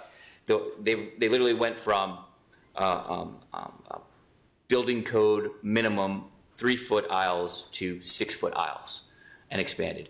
They deleted linear feet from their space, moved it over so that all the stocking could be, it could be double stocked. So it wasn't a sense of adding a ton of inventory. It was simply expanding the space to make it more comfortable for its patrons. Again, at the time, CDC was 6-foot social distancing. My client, didn't know exactly how to handle it and moved into the adjacent space. Certainly recognizes now that that was done in error and has submitted an application, which we hope will be heard before the board in April to amend the license and correct this issue. Leave it at that. All right, thank you, Mr. Katz. Mr. Chairman, questions? Thank you, Mr. Katz. I have a couple of questions, and I think I understand the situation that you explained. Is it Mr. Ross? Is that correct? Or He was my old manager, Mom Cheney. oh, okay. All right. I apologize. The question then perhaps is should be addressed to Mr. Baldwin. I'm kind of curious. I was looking your file over and I noticed you had 4 employees on your manager's agreement there. Could you tell me if these 4 employees are still employed there? Jason Locker? Yes, Yes. Brian Bayrent? part-time. Okay. Ross Bader? Ross he was a full-time employee. He's a 1 day a week right now. He just got a full-time. Okay, but he's still employed Yes. there. And Samuel Cheney? Yes, and I did just speak with Jason about doing some, we have to add, I'm going to add 2 more people to it, and if it needed to be notarized still or not. Okay.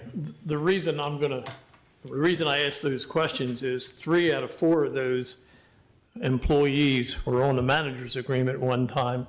And if they're still on it, which they are, they don't have an active alcohol awareness training certificate. Yes, they do. I gave all of them to Jason a couple days ago. Oh, they do? Yes. Okay. My records didn't show that, but we'll check into it. So if that's the case, I just want to make sure you do have somebody there at all time who is on that manager's agreement when Mr. Baldwin. We have a requirement that all employees be. Okay, good. Getting back to the case at hand, when you did the original renovations, Mr. Baldwin, you weren't aware of the fact that you had to notify the liquor board and request? No, sir, we got all the permits we thought we needed. We got the occupancy permit and relocated, but no, we did not know we needed that, notify the liquor board as well.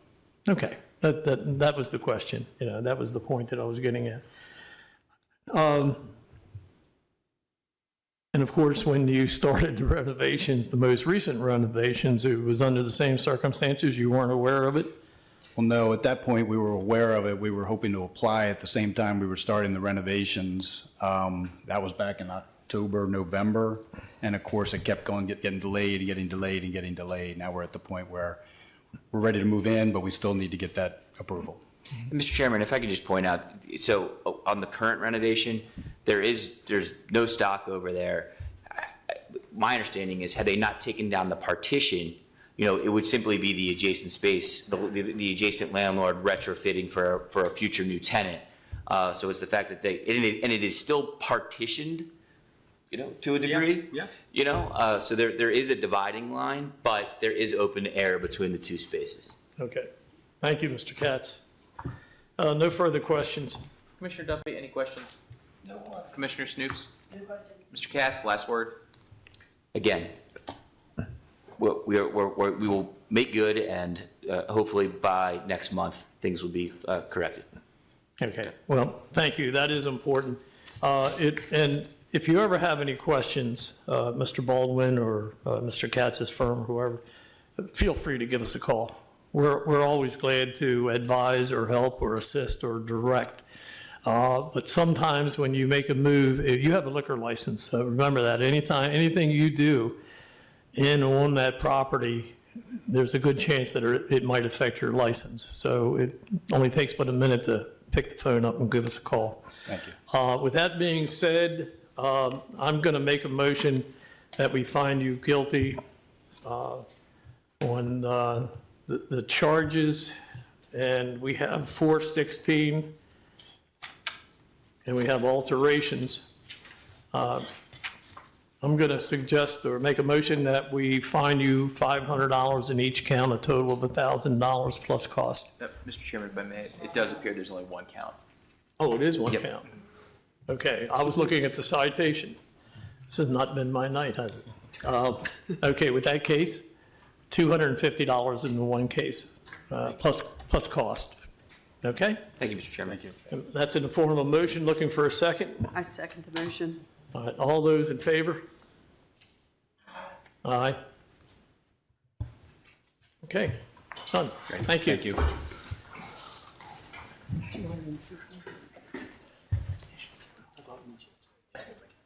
Thank you, everyone. I think we need to turn off some mics.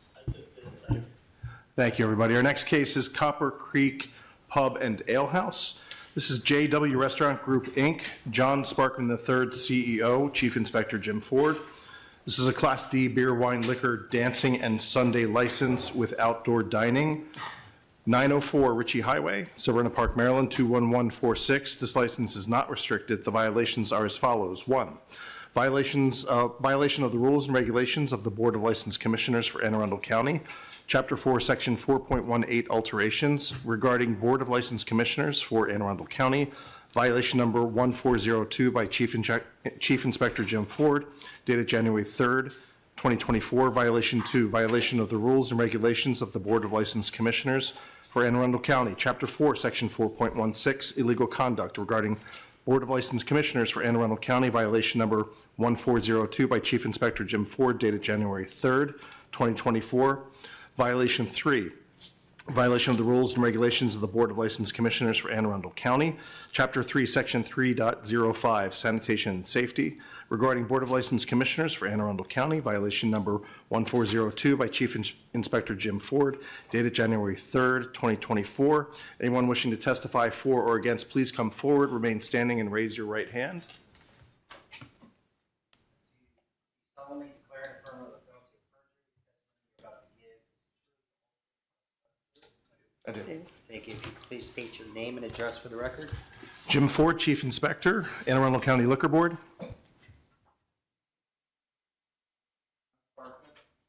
904 Ritchie Highway, Severna Park, Maryland, 21146.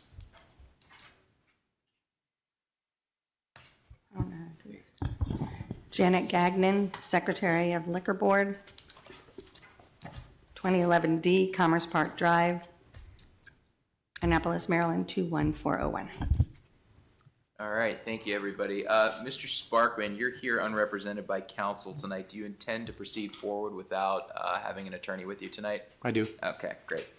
So you kind of got the lay of the land. You've seen a couple of these. The way that it'll work is I'm going to ask the Chief Inspector to provide us with a statement of facts. Then it'll be your opportunity to ask the Chief Inspector any questions that you may have just based on his recitation of the facts, okay? You'll have the opportunity to provide any testimony you'd like to at a later time. So after Mr. Ford gives his recitation of facts, you ask questions. We're then going to turn it over to the board for some questions as well, and then it'll be your turn to present your case in mitigation, okay? Okay. All right, Mr. Ford. Thank you, Mr. Pirelli. This activity date was between January 2nd and January 3rd, 2024. On January 29th, 2023, I received information that a licensee may have erected a fence on the establishment premises without board approval. On Tuesday, January 2nd, 2024, I inspected the premises and confirmed that a large fence had been constructed abutting the north side of the establishment. The construction of the fence had not been an approved alteration as required by the Board of License Commissioners' rules and regulations. Further, in a conversation later that day with licensee John Sparkman, Mr. Sparkman admitted that he had not obtained all required permits and permissions from the county for the construction of the fence. I advised Mr. Sparkman that either he could remove the fence immediately and go through proper channels to obtain all required permits and permissions, or that it would be necessary to issue him a citation from the board. Regardless, the altered area could not be used until the matter was settled. Mr. Sparkman replied that due to the cost of constructing the fence, he did not wish to dismantle it. Therefore, on Wednesday, January 3rd, 2024, Mr. Sparkman was issued citation number 1402, and I would just like to add that Mr. Sparkman was very cooperative during this process. All right, thank you, Chief Inspector Ford. Mr. Sparkman, questions for Chief Inspector Ford? No questions. All right, Mr. Chairman, any questions? Yes, I do. Yes, I do. Hello, Mr. Sparkman. These are just for Inspector Ford at this point, Mr. Oh, Chairman. I'm sorry. No, I not a problem. apologize. Just want to make sure we keep the records Yeah. straight at this point.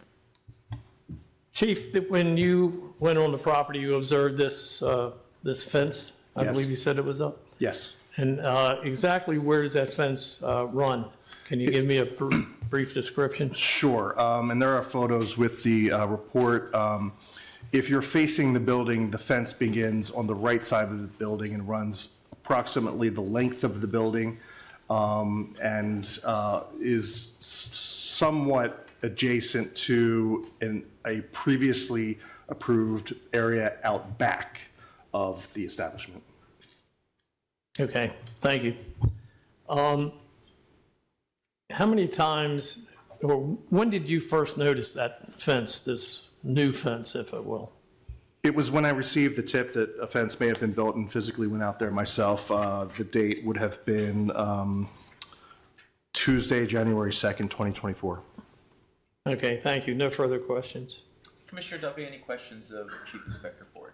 No question. Commissioner Snoops, any questions? No questions. All right, with that, Mr. Sparkman, we'll turn it over to you. You can go ahead and present your case. I'm assuming you're the only one who's going to testify tonight, as you were the only one who was sworn in.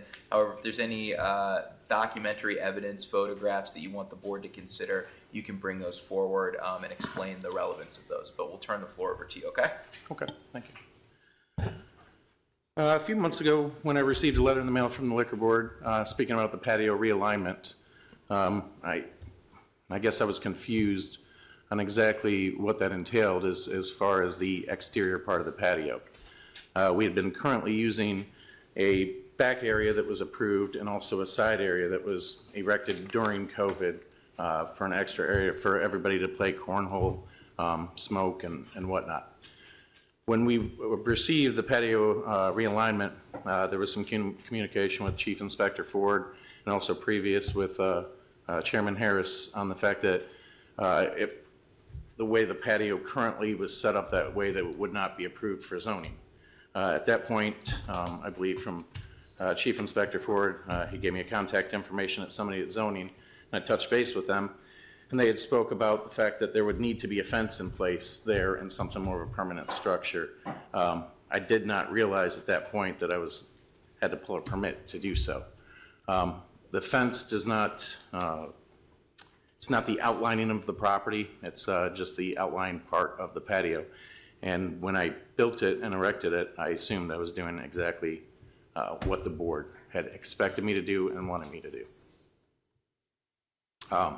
Since I've really received these violations, I've been working with Terrain Civil Engineering and also Willard Architectural Firm on getting the right stuff to zoning to everybody else to make sure that I'm appeasing everybody so we can either pull down the walls or approve the patio. So that's what I'm here trying to do is appease everybody and get the show on the road. All right, thank you, Mr. Sparkman. Mr. Chairman, questions? Yes, Mr. Sparkman, is that patio area or the outside service area being used at all now? No. Nobody's allowed outside, let's say? No. Okay. And you are in the process of getting the proper permits and... I'd really hoped that I had all of that done and taken care of now, but we're very close on it, just not fully approved, so. Yeah. I think based on that information, I guess the only questions that I have is that area along the side of the building, not the rear, which was the previous outside service area, but that along the side. Is that on top of what used to be a parking lot? It would be on what was considered drive-through. Okay. At no point was there ever enough space on that side for vehicles to park and pull out. Okay, so it was part of a roadway or a driveway, if you will? Correct. Okay. Well, that answers the question that I was getting at.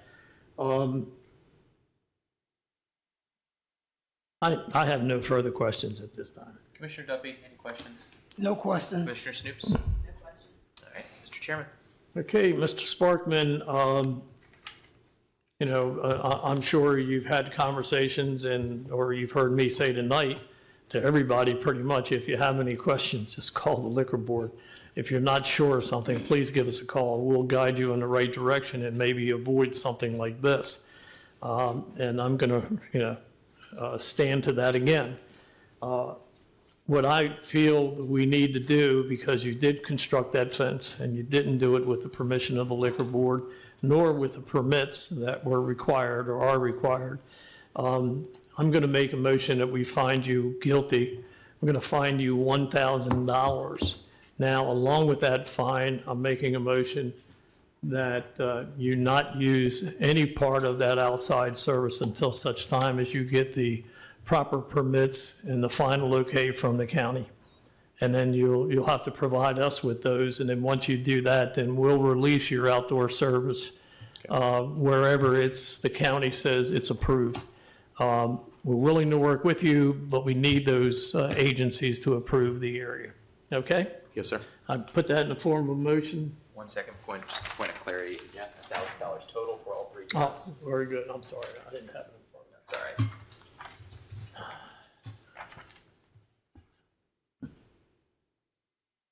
Yeah, there are three. You have alterations, illegal conduct, and sanitation and safety. And I am going to make it a total of $1,000. So let's just say $333 for two of the counts, $334 for sanitation and safety, a total of $1,000 plus cost, which would be our cost. Okay, I put that in the form of a motion. Looking for a second. I second the motion. Okay, thank you. All those in favor? Aye.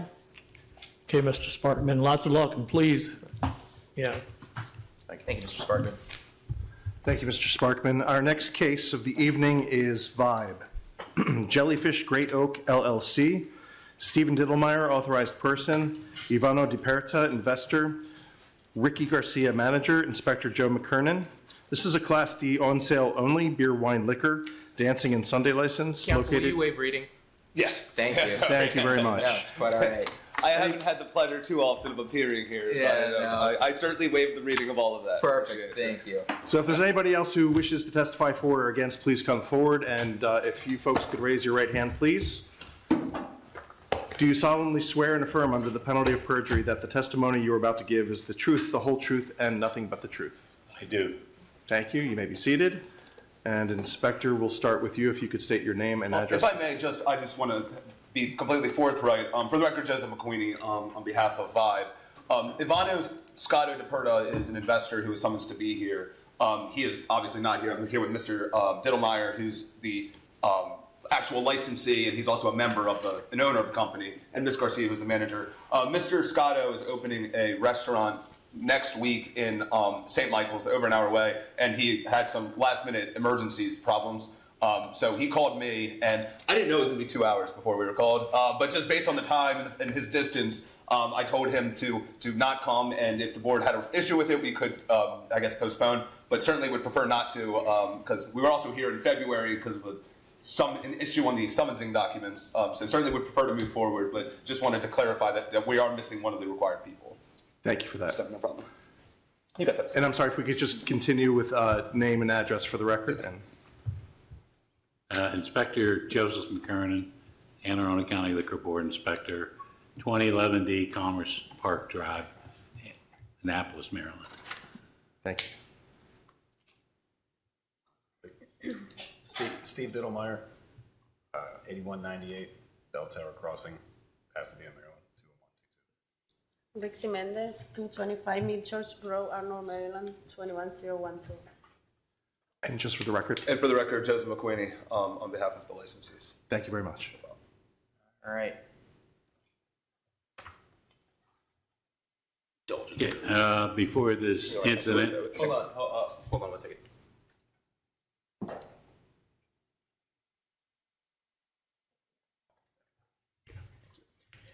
All right, Mr. McQueenie, before we get started, we would note that I spoke with the chairman, and he is okay with us proceeding forward without the one licensee who is in St. Michael's doing who knows what, pulling his hair out, stressing out right now. Okay, Much appreciated. Thank just you. wanted to make that clear for the record before we get started. Mr. McKeon, go right ahead, Inspector, and please provide us with a statement of facts. okay, this incident took place on Sunday, 21st of January, but prior to that, on Monday morning, the 7th of January, I did a parking lot surveillance check, arrived, and everything was okay that night. Then on Sunday, the 21st, I did a parking lot surveillance, and at 1:53 a.m., I saw a male enter the business. At 2:03 a.m., I saw 2 males enter the business. And at 2:13 a.m., I saw 3 males enter the business. The music was loud and was not turned off till 2:09. I entered the business at 2:58 a.m. I noticed a crowd of approximately 25 people standing and sitting at tables on the main floor. Some of the customers were holding beer cans and some were holding glass drinks. I observed one customer drinking from a glass. I noticed 2 males playing a game of pool in the back corner. Some pictures were taken. There was no bartender behind the bar and no alcohol was being served at this time. I spoke to the manager, Ms. Garcia, explained that no customers were allowed in the business this hour and no one was allowed to drink. Right away, she went over, had the people put the drinks down, and had everybody leave the premises in an orderly manner. I advised Ms. Garcia I was going to talk to my boss and get back to her. I talked to Chief Inspector Jim Ford. He advised to issue 3 citations, or 3 violations on 1 citation. Prohibited hours, illegal conduct, and consumption of alcohol after hours. It was on citation number 1826. Summonses were served, and that'll be it. Thank you, Inspector. Mr. McQueenie, any questions based on the recitation of facts? Just a couple. Sure. So, Mr. McKinnon, for clarity, during this investigative period, you checked a total of 3 times during the month of January, is that right? Correct. And 2 of those times there was absolutely no incidents? Correct. And since the violation notice was issued on January 22nd for the January 21st violation, have you had occasion to go back to the premises at 5? A couple times in February, and everything was in order, no violations. Thank you. I have no further questions. All right, thank you. Mr. Chairman, questions of Mr. McKinnon? No questions, thank you. Commissioner Duffy, any questions? No questions. Commissioner Snoops, any questions at this time? All right, Mr. McQueenie, we'll turn it over to you. Go right ahead. Certainly, and I'll proceed by way of proffer for the most part. Certainly, the facts speak for themselves. There was a violation. You cannot permit the consumption of alcohol after 2 a.m. And, if you hear from Ms.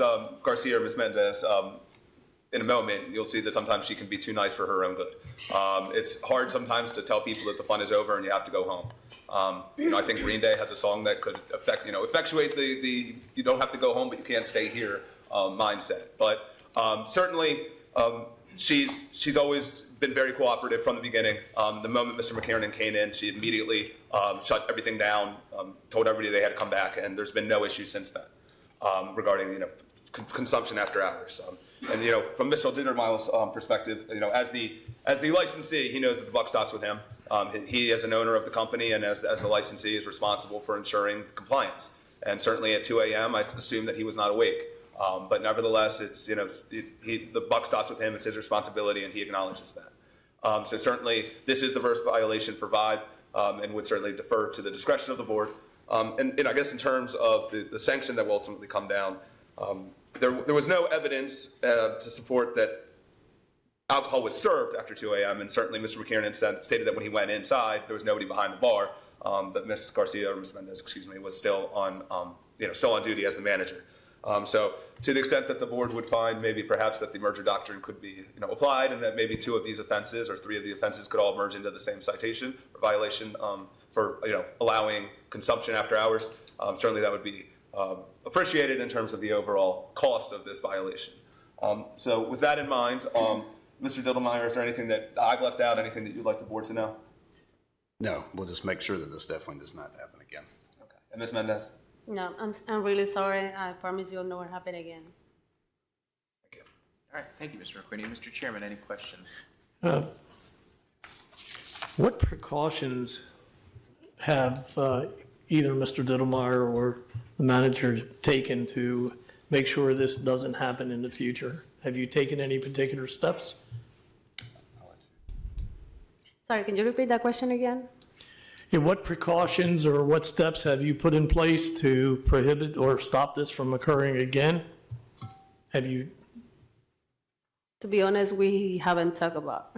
Well, what have you done to make sure that, obviously it hasn't stopped, you haven't served alcohol after 2 a.m. So what, if anything, because of your job as the manager there, what, if anything, have you done to make sure that that doesn't happen again? Have you just... Oh, well, so we decided to turn off the music at 1:45, and 10 minutes, we give them 5 minutes to take the drinks, and then 10 minutes, at 1:50, we kick everybody outside. Okay, thank you. And that's what I was looking for. I'm sorry, I didn't understand that question That's okay. first. That's fine. I have no further questions. Commissioner Duffy, anything?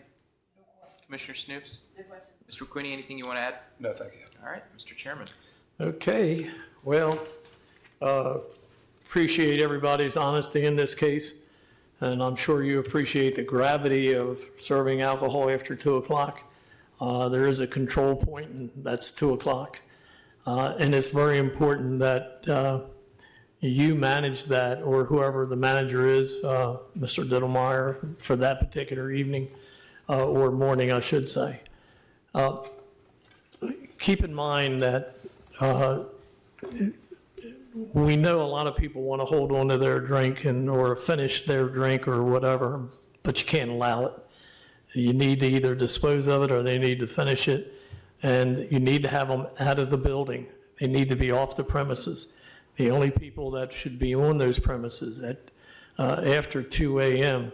should be your cleaning staff and employees who are cashing out, register, and so forth. But all of your customers, all of your clients need to be off the premises at 2 a.m. in the morning, okay? And sorry, I have a question. So if they stay after 2 a.m. in the parking lot, is that going to be my fault if something happened? Unfortunately, you are responsible for that area of the parking lot that is part of the business. So the answer is yes. So you may want to think about having your staff go outside and just ask people to leave the premises, because if they don't, and one of our inspectors or police department or anybody, any official shows up and they're consuming on the property, on the parking lot, in front of or adjacent to your business, the business can be held liable. So yes, the answer is you need to make sure that they don't take any alcohol outside. You don't have any outside service So nobody's allowed to be carrying any alcohol out the door. Well, and Chairman Harris, for clarification, it's the consumption of alcohol outside, correct? I mean, certainly if somebody's not consuming alcohol and they're in the parking lot, that might create some landlord-tenant issues, but I don't think that would aggrieve the... No, we're talking about the consumption of alcohol, and that's what I'm relating it. So just no alcohol outside? No, we don't serve alcohol outside. We don't allow nobody to carry out alcohol. But my question is, if people stay outside, they're not drinking outside. They just stay there.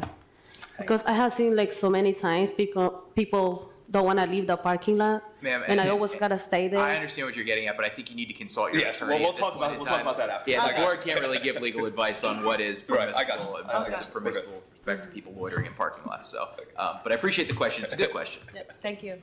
Okay. With that being said, I'd like to make a motion that we find Vibe guilty of all three charges. And I'm going to make a motion, we set the fine at $1,000 for consumption after hours, $500 for prohibited hours, and $500 for illegal conduct, a total of $2,000 plus court costs or administrative fees. Yeah, we appreciate anything you can do to stop this from reoccurring again, of course. So I'll put that in the form of a motion, looking for a second. Thank you. I have a second. All those in favor? Aye. Aye. Thank you very much. Good night. Procedurally, does that take place? I assume that a letter will be issued to that effect, and then Yes. the time frame for paying that starts after receipt of the letter? Is that how it goes? Yep. Okay, all right. Thank you, guys. Thank Good you. seeing you. Take care. Good. Thanks. Thank you. Good night. All right, our next case, Fuji Sushi and Hibachi Steakhouse, Commonwealth LLC, Wenjing Wei, member, Shujun Lin, member, Inspector Vin Pelletier. This is for a transfer. Currently, Katie Riley, Secretary, and Shujun Lin, President on behalf of Thok Inc., trading as Fuji Sushi and Hibachi Steakhouse, located at 169 Mitchell Chance Road, Edgewater, Maryland, 21037. This is a Class H beer, wine, liquor, dancing and Sunday license. It is restricted as of May 1st, 2016. No live entertainment, dance floor. Chief Inspector Ford, sorry to interrupt you here, but counsel for this one's not here yet. We had received note from him earlier this morning that he would be running late. It's about 10 minutes away, so if we could, Advance to great the reading, next but case. if we could advance to the Appreciate that. next Thank you. case. All right, in that case, literally, Reynolds Market is up next. Waive reading. Thank you. Thank you, Mr. Lyman. Anyone wishing to testify for or against, please come forward, remain standing, and raise your right hand, please. Do you solemnly swear and affirm under the penalty of perjury that the testimony you are about to give is the truth, the whole truth, and nothing but the truth? Thank you, sir. You may be seated. Mr. Lyman, for the record, please. Thank you. Brian Lyman, L-Y-M-A-N, on behalf of the applicant. And sir, your name and address for the record. My name is Dharmendra Patel. My home 424 SS Farm Road, Annapolis. Thank you very much. All right, thank you, gentlemen. Mr. Lyman, we'll turn it over to you. You can present your client's case by way of proper testimony or a combination of both, but the floor is yours. Thank you, Mr. Fraley. Mr. Chairman, Commissioners, we're here for a transfer application for a Class A beer, wine, liquor, and I suppose a minor upgrade for beer, wine, and liquor tasting. The current license does not have or include liquor tasting, so that is the minor upgrade I think I should mention right out of the gate. Also, a special Sunday application also. This is for a Class A license. As I said, it's located, a business located in Shadyside at 6179 Shadyside Road. Your applicant has properly submitted an application. I believe I will incorporate all the materials previously submitted as part of our presentation tonight. Seated to my left is Dharmendra N. Patel. We've already bridged the confusion with the board staff that there is a current licensee with the same exact name and middle initial as Dharmendra N. Patel, and this is a different Dharmendra N. Patel than is licensed at Northway. So, with that being said, let me tell you a little bit more about Mr. Patel. Mr. Patel has run a convenience store across from the hospital in Glen Burnie, Maryland for approximately 16 years. He's had that position and owned that store since about 2007. His son actually is a physician in the hospital across the street, who's been doing some of the legwork and been my contact. But Mr. Patel is interested in getting into the alcohol business. He worked as a clerk for approximately 1 year prior to buying his current business and running his current business as a clerk in a liquor establishment in Baltimore County on Washington Boulevard. He was not a licensee by any stretch. He was simply a clerk, and he has worked hard in order to save the necessary purchase funds to purchase this business in Shadyside. His family lives in a house here in Annapolis, and this is a little shorter commute than Glen Burnie, and he's looking forward to a change in scenery as well as a change in business model to some degree. This store is a long-standing establishment. It's known as Reno's Market in Shadyside, and it's well known in the community for providing both food and alcoholic beverages. Although that's a little out of the ordinary for a Class A license, it really is a market as I understand it. Mr. Patel anticipates no changes to the current operation. He has learned, no doubt, that any alterations, must be cleared by the board beforehand. He knew that because I told him that previously, but he certainly knows that now after listening to several of the board's prior cases. Mr. Patel is the proper person to hold the license. I believe all his paperwork is in order. You've got a copy of his voter's card, his deed and property ownership, as well as his driver's license. I believe the property was appropriately posted to notify the public in sufficient time in advance of the hearing, and I don't believe there's any opposition. With that, I'd be happy to answer any questions or have Mr. Patel answer any questions. I believe he's all studied up on the board's rules and regulations because I impressed the importance of that upon him prior to the hearing. So that is the presentation. Thank you, Mr. Lyman. Mr. Chairman, questions? Thank you, Mr. Lyman. Thank you, Mr. Fraley. And if I missed it, I apologize, but did I hear that he has taken the alcohol awareness training course? He has. I don't know if we've submitted the certificate with the application, but certainly that is available. I think he's done. He has taken the alcohol awareness Okay. training, yes. Good. You being the only person on the license, I assume you're going to have other employees helping you. Right now, I have only for me. Okay. And you understand what a management agreement is? Yes. You understand that if you're not on the premises at any given time and you're open for business, that a person whose name appears on the management agreement must be there? Yeah, I know that. I opened that before I have, that process. Good. No, I just want to make sure you understand. Yes. Unfortunately, we have too many that don't. Yeah. Okay, I have no further questions. Commissioner Duffy, any questions? No questions. Commissioner Snoops? No questions. Mr. Lyman, last word? Nothing further. Thank you. Thank you. Mr. Chairman? Okay, with that being said, I'd like to make a motion that we go ahead and accept the transfer and looking for a second. I second the motion to approve the transfer. Thank you. All those in favor? Aye. Aye. Okay, there you go. Thank you. Lots of luck to you. Thank you. Thank you, gentlemen. Are we ready yet for I didn't see him come in Fuji? yet. Okay, then we'll move ahead. Our next case is Neil's Liquors. Thank you, Mr. Bittner. Anyone wishing to testify for or against, please come forward and remain standing. And raise your right hand, please. Stand. Yep, there we go. Do you solemnly swear and affirm under the penalty of perjury that the testimony you're about to give is the truth, the whole truth, and nothing but the truth? I do. Thank you very much. You may be seated, and if you could, for the record, please state your name and address. Nidhi Desai, 7727 Venice Lane, Severn, MD 21144. Thank you. I'm Richard Bittner, B-I-T-T-N-E-R, on behalf of the applicant, and good evening to everyone. Thank you. All right, good evening, Mr. Bittner. We'll turn the floor over to you at this point. You can present your client's case by way of proper testimony or a combination of both. Go right ahead. Thank you. Mr. Chairman, members of the board, it's my pleasure to be here tonight on behalf of the Desai family, and it's also brings sadness for me to be before you, because certainly the board is well aware of why we're here.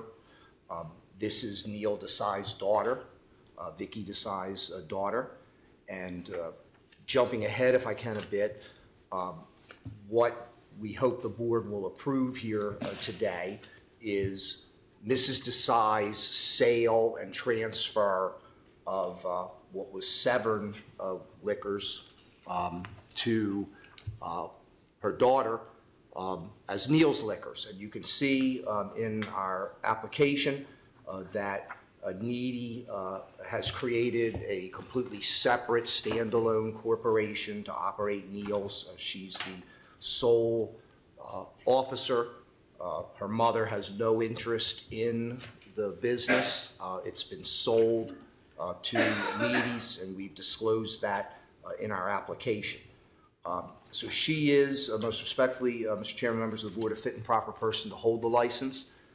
She's a person of good moral repute, lives in the county, and has extensive experience in the alcoholic off-sale industry, having pretty much grown up in it. While she was in school and coming up and at college, she worked in her parents' businesses, so she's got a good feel of what needs to be done to keep it profitable, and I expect that's what will happen. She's already taken TAM's certification, never suffered a violation when she was working in either of the parents' establishments, and we would ask that you approve this application. We're certainly happy to answer any questions. Thank you, Mr. Bittner. Mr. Chairman, questions? Very good. Thank you, Mr. Bittner. Just a couple quick questions.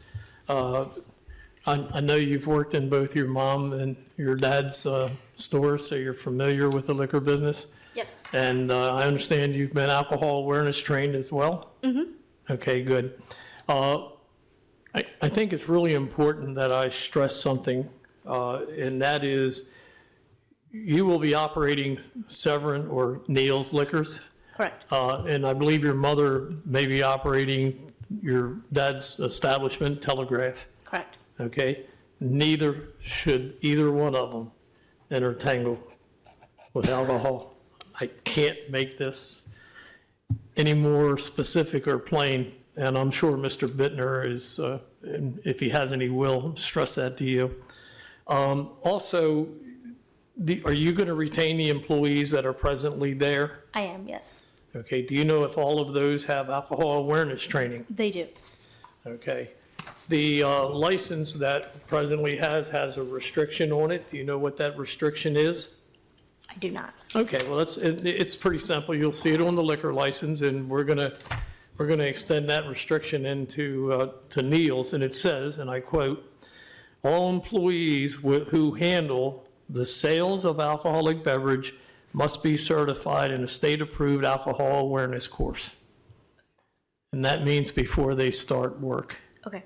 You don't have a certain amount of time. So when you go to hire somebody, and they're becoming much more easy to enroll in. Before, I must admit, they were a little difficult, and they were sparse and far in between classes and all, and now you can even get them at no cost. So please make sure that before you start any employees in the sales end, that they are qualified and trained, okay? Okay. All right, I have no further questions. Commissioner Duffy, questions? No questions. Commissioner Snoops? No questions. Mr. Okay. Bittner, anything further? I don't have anything further as to the merits of the transfer application, but having looked at that restriction from September of 2002, I fear I may have had something to do with that. And I'm not quite clear what the logic was to have it hire, and I would suggest that, and I'll send this in because I think I probably have to make a formal motion. Sure. But I just would suggest that alcohol awareness education pre-hire is difficult in this environment. It's very hard to find people to work. So I just put that out, and I'll talk to my clients, and perhaps we may need to ask for certification within 30 days. with the change of the industry, what's happened after COVID, and certainly I think the board's well aware of the difficulty in getting staff, that just may be an impediment. And not asking for any change now, I don't think it would be appropriate, but I just throw that out for whatever it's worth. Yep. Very good. Yeah. In summary, I just ask that you approve the transfer. Okay, very good. Mr. Chairman. And that was you, I checked. No. Yeah. All right. Another thing that just comes back to haunt me. Thank you, Mr. Bittner. Mrs. Desai, I'm going to make a motion that we go ahead and accept the transfer. Please keep in mind those two things that I mentioned to you. I'm looking for a second for acceptance of the transfer. A second. Thank you. All those in favor? Aye. Aye. Congratulations. Thank you. Thank you very much. Thank you and congratulations. And Thank we're you. going to move on to Telegraph Liquors now. We're still waiting on Fuji, a few more minutes, I believe. Mr. Bittner, Telegraph Liquors. Yes, and we'll waive a reading. Thank you for that. Mr. Chairman, members of the board, good evening again. Richard Bittner, Bittner, on behalf of Valdeshis Desai, the applicant for this transfer. And she's present, ready to be sworn. Fantastic. If you could raise your right, ma'am, raise your right hand. Perfect. Thank you. Do you solemnly swear and affirm under the penalty of perjury that the testimony you are about to give is the truth, the whole truth, and nothing but the truth? Yes, I do. Thank you. You may be seated, and if you could, please state your name and address for the record. Vaishali Desai, 82, 37 St. Francis Drive, Severn, Maryland. Thank you very much. 21144. Oh, thank you. All right. Thank you, Chief Inspector Ford. Mr. Bittner, floor is yours. Thank you, Mr. Praley. Mr. Chairman, members of the board, this is the second part of the transfer. Certainly, the board's well aware of why we're here, and just state that for the purposes of the record of this proceeding, and I'll adopt those comments that I made in the previous proceeding with Neil's Liquors. Ms. Desai is inheriting Telegraph Liquors through the estate of her husband. We hope to conclude that in the not-too-distant future in time for when this license will be ready to be transferred, assuming it is approved in, we hope, May. Ms. Desai is the sole owner of NND Inc. She is taking over the corporation of her husband. He was the sole owner. She's going to assume that through the estate process, the probate proceedings. There are no other investors. There are no other officers. It'll be Ms. Desai who will be operating it independently, and we have discussed those issues, and she's well aware of having to maintain everything separate and apart, which she does, and she has. It's no conjoined bank accounts between the two establishments, nothing in common. They don't advertise together. They don't purchase together. So we would ask that you approve of this outstanding operator in the hospitality industry to take over Telegraph Liquors. Thank you, Mr. Bittner. Happy to answer any questions. Mr. Chairman. No questions, just a couple comments. First of all, condolences again, Mrs. Desai, and to your daughter as well. Thank you. Just like Mr. Bittner explained, you really need to be extremely careful Yes. with any kind of interchange or interaction with the alcohol. Okay. Are you retaining your same staff, the same employees? Are they going to? Yes. Yes, I do. Okay, very good.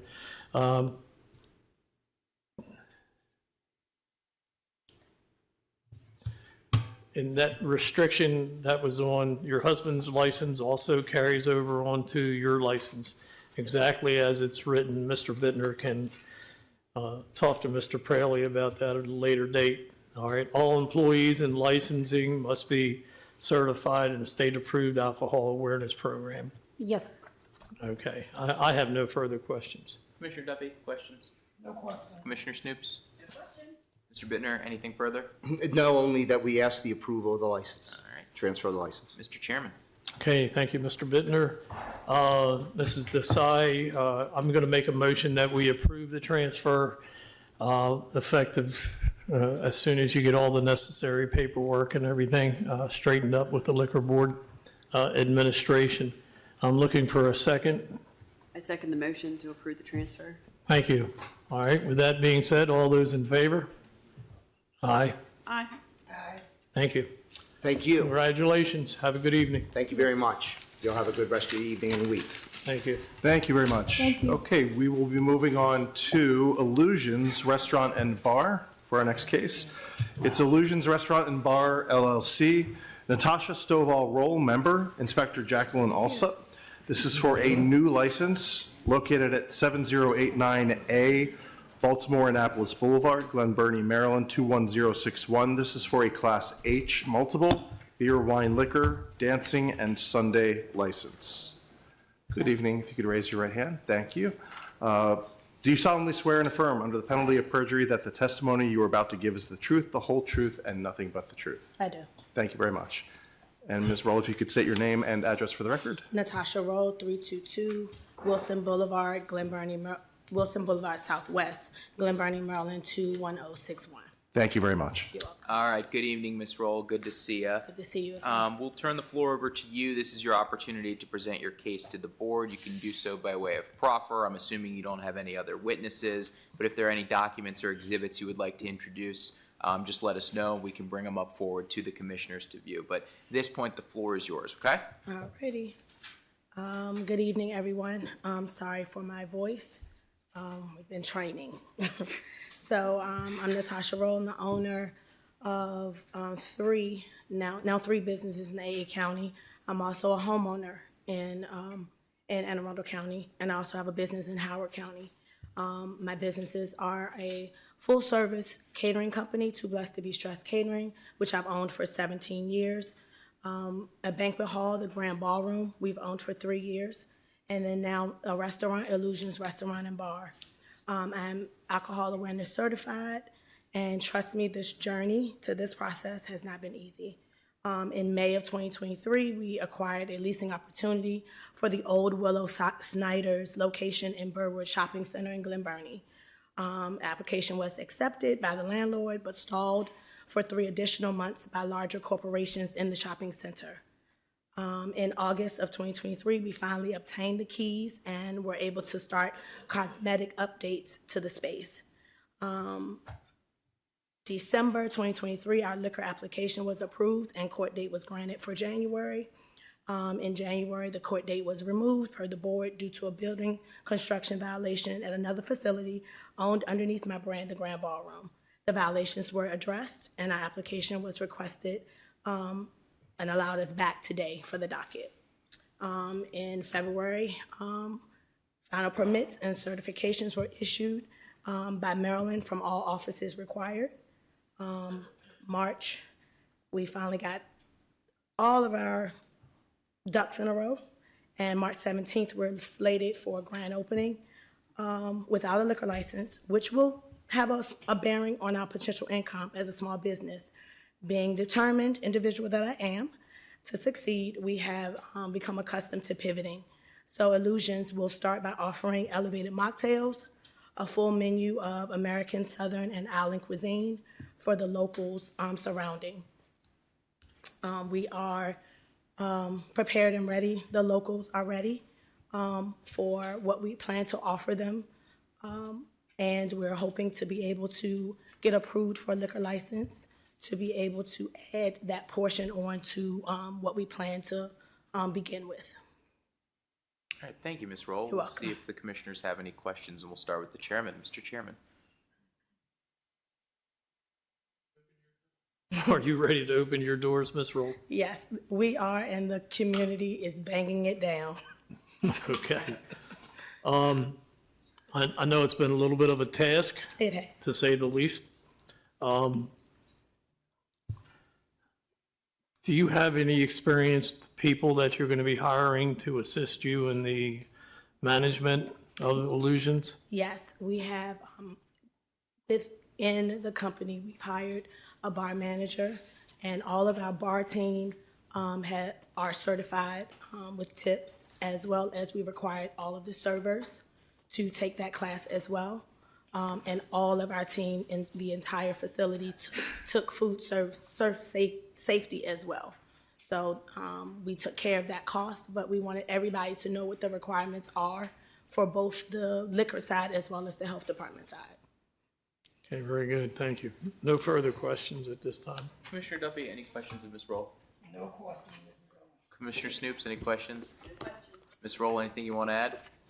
No, we just would like to be granted and considered so that we can get our license as soon as possible. Mr. Chairman. Okay, Ms. Roll, I don't have anything to add other than what I've already said, except for the fact that I know you have experience, and I know you sat here for 3 or better hours listening to what takes place with liquor establishments, or at least some of them. So please be cautious, be careful out there. That location is a nice location in a shopping center. I wish you all the luck. So I'm going to go ahead and make a motion that we approve this with the understanding that all of your employees who are going to be involved in alcohol are alcohol awareness trained. Yes. Yeah, upon hire. Okay? Yes. And with that, I'm going to make that as a motion. Looking for a second. I second the motion to approve. Thank you. With a second, I'm now asking for a vote. All those in favor? Aye. Aye. Ms. Roll, congratulations. Thank you so much. Okay. Congratulations. Thank you. Have a great night.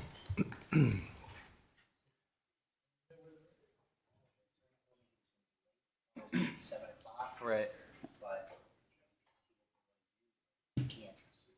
Well, I mean, if they're represented by counsel, we can't go forward unless.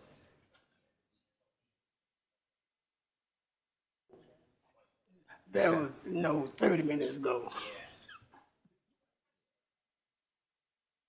So, I mean, we could call them up and see if they could try one last time.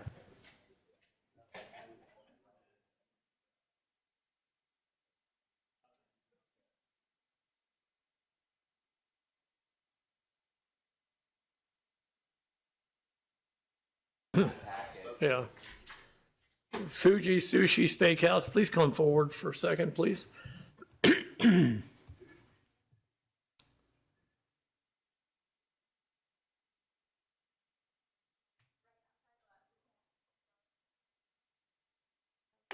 Where's he at? He's right outside. He just finished his Parking his car? He said he's right out the door. The door locked or something. Oh, Okay. good. All right, we'll get him. We'll get him. We'll get him. I guess they felt it was a little bit late to allow people in. Sorry. Well, I feel better knowing that. Where is that? Oh.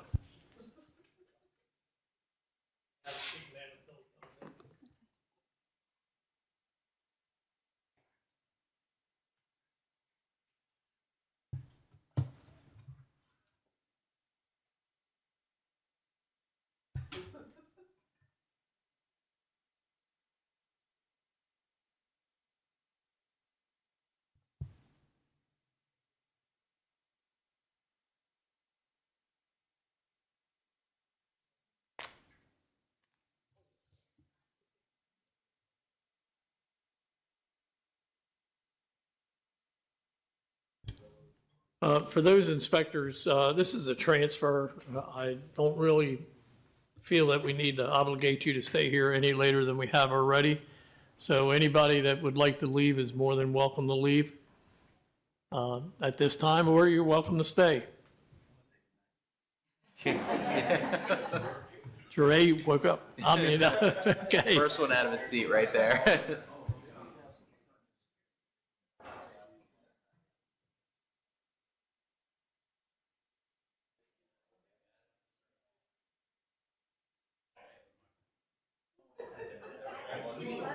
Yeah.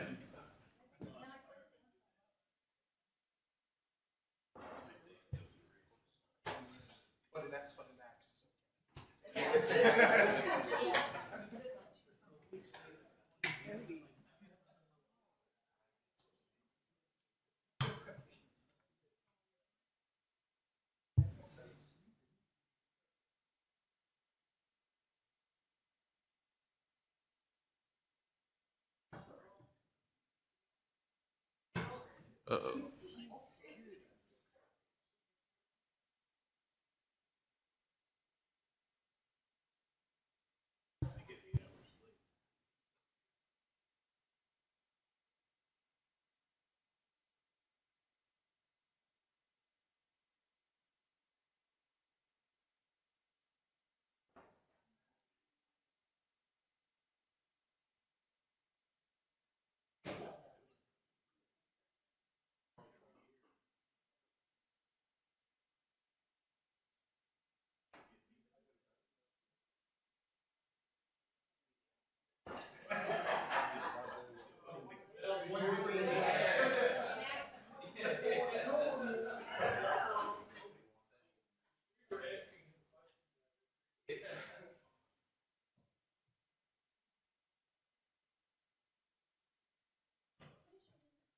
Wenjing Wei.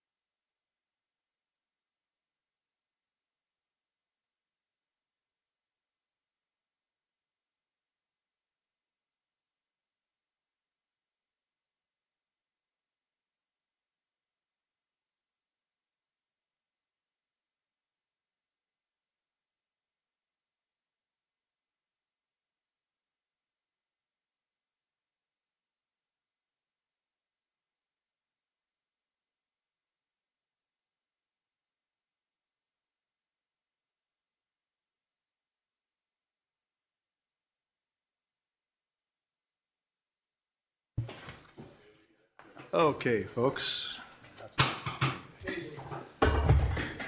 We're back in session. So this is for Fuji Sushi and Hibachi Steakhouse, Commonwealth LLC, Wenjing Wei, member. Counsel, will you waive the reading of the case? I will, thank you. Okay, thank you. Thank you very much. If you all could stand up for me, please, and raise your right hands. Do you solemnly swear and affirm under the penalty of perjury that the testimony you're about to give is the truth, the whole truth, and nothing but the truth? Yes. Thank you very much. You may be seated, and if you could state your name for the record and address, please. Thank you. Jonathan I, 1 Research Court, Suite 450, Rockville, Maryland, 20850. Thank you. Wenjing Wei and 169 Metro Exchange Road in Edgewater, Maryland, 21037. Thank you. Sujuni, 169 Metro Exchange Road, Edgewater, MD 21037. Thank you very much. Thank you. All right, thank you. Mr. I, this is your chance to present your case to the 3 commissioners. You can do so by way of proffer, testimony, combination of both. We'll turn the floor over to you. After you've presented your case, we'll see if any of the commissioners have any questions. Then we'll give you the opportunity to have some rebuttal testimony if necessary, okay? We'll turn over to you. The floor is yours. Understood. Thank you, Board, and I do apologize again. I appreciate the deference and the consideration for the time this evening. Thank you, Board. So what I'll begin with is just, I think I'll give a bit of a factual proffer, and then I'll inquire of the witnesses, and then I'll defer to the Board for any additional questions. This is a transfer application for the LLC known as the Commonwealth LLC. The original owner and the transfer of the current license is a part of the new entity, the gentleman to my left. Ms. Wei purchased her share of the new company. The restaurant is operating currently.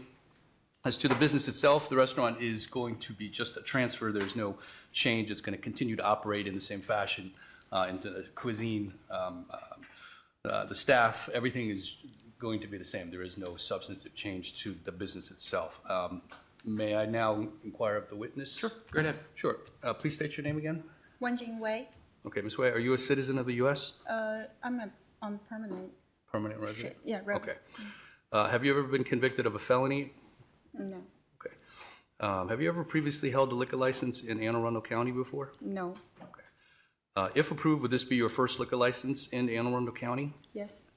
Okay. Now, are you the managing member of Commonwealth LLC? Come on, yeah. Yeah. Okay. And who are the members of the LLC? Me and Mr. Ling. Mr. Ling, the gentleman to your left. Yep. Okay. And you are the board members who are asking for the transfer of the license from the former LLC to the new LLC, is that correct? Yes. Okay. Are you familiar with the contents of the Liquor Board's rules and regulations? Yes. Okay. Have you studied them yourself? Yeah. Okay. Have you taken your TIPS training? Yes. For example, how old must you be to purchase alcohol? I'm sorry, say again? How old must you be to purchase alcohol? 21. What are examples of acceptable forms of ID when you're verifying age? It's a valid state ID or the passport or military ID. Do you know how long you have to keep records for liquor sales on 2 site? years. Okay. And will all of the staff who will be serving alcohol in your establishment be provided alcohol awareness training? Yes. Okay. I have no more questions for this witness. May I just inquire quickly, Sure. Mr. Please state your name again. Yes, Mr. Ling. You are the holder of the previous liquor license, is that correct? Okay. Other than that license, do you have any other liquor license in Montgomery, in Anne Arundel County? No. Okay. And since the last application, have you been convicted of any felonies? Since the last application for the liquor, have you been convicted of any felonies? Since that time, have you been convicted of any felonies? Yeah, felony. Okay, thank you. All right, I have no other questions. I'm sorry, I have no other questions I will defer to the board for any additional questions. All right, thank you, Mr. I. Mr. Chairman, any questions? No, just one or two quick ones. Ms. Way, do you have any financial interest in any other alcohol establishment or liquor establishment in the state of Maryland? No. You have no other financial interest in any other liquor establishment? Okay, thank you. How long have you been employed in, or have you worked in or around the alcohol establishments? And total gonna be like almost like 10 years. okay, all right, very good.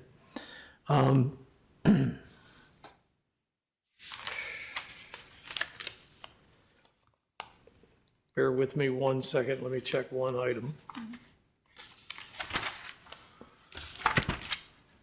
You know, I apologize. There is presently a restriction on this license, and the way it reads is no live entertainment, dance floor, TVs only. All alcoholic beverages must be served with food except at the bar where there are 8 seats. Are you familiar with what they're talking about? Yeah. Okay, and you understand that all alcohol, with the exception in those 8 seats, must be served with food? Yes. Okay, very good. And you understand that part of the restriction, it says no live entertainment, no dance floor, TVs only? No. Yeah.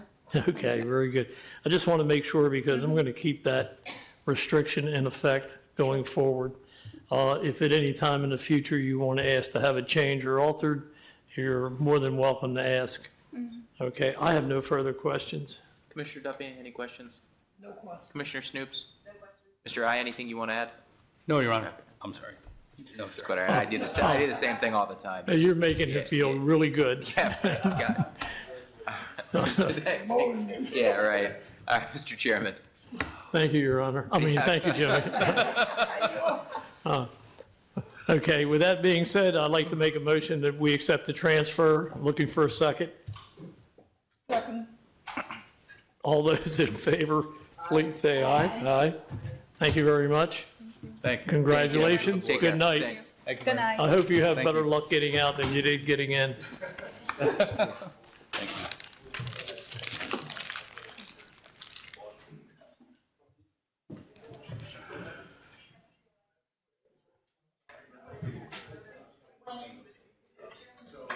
We still have to adjourn.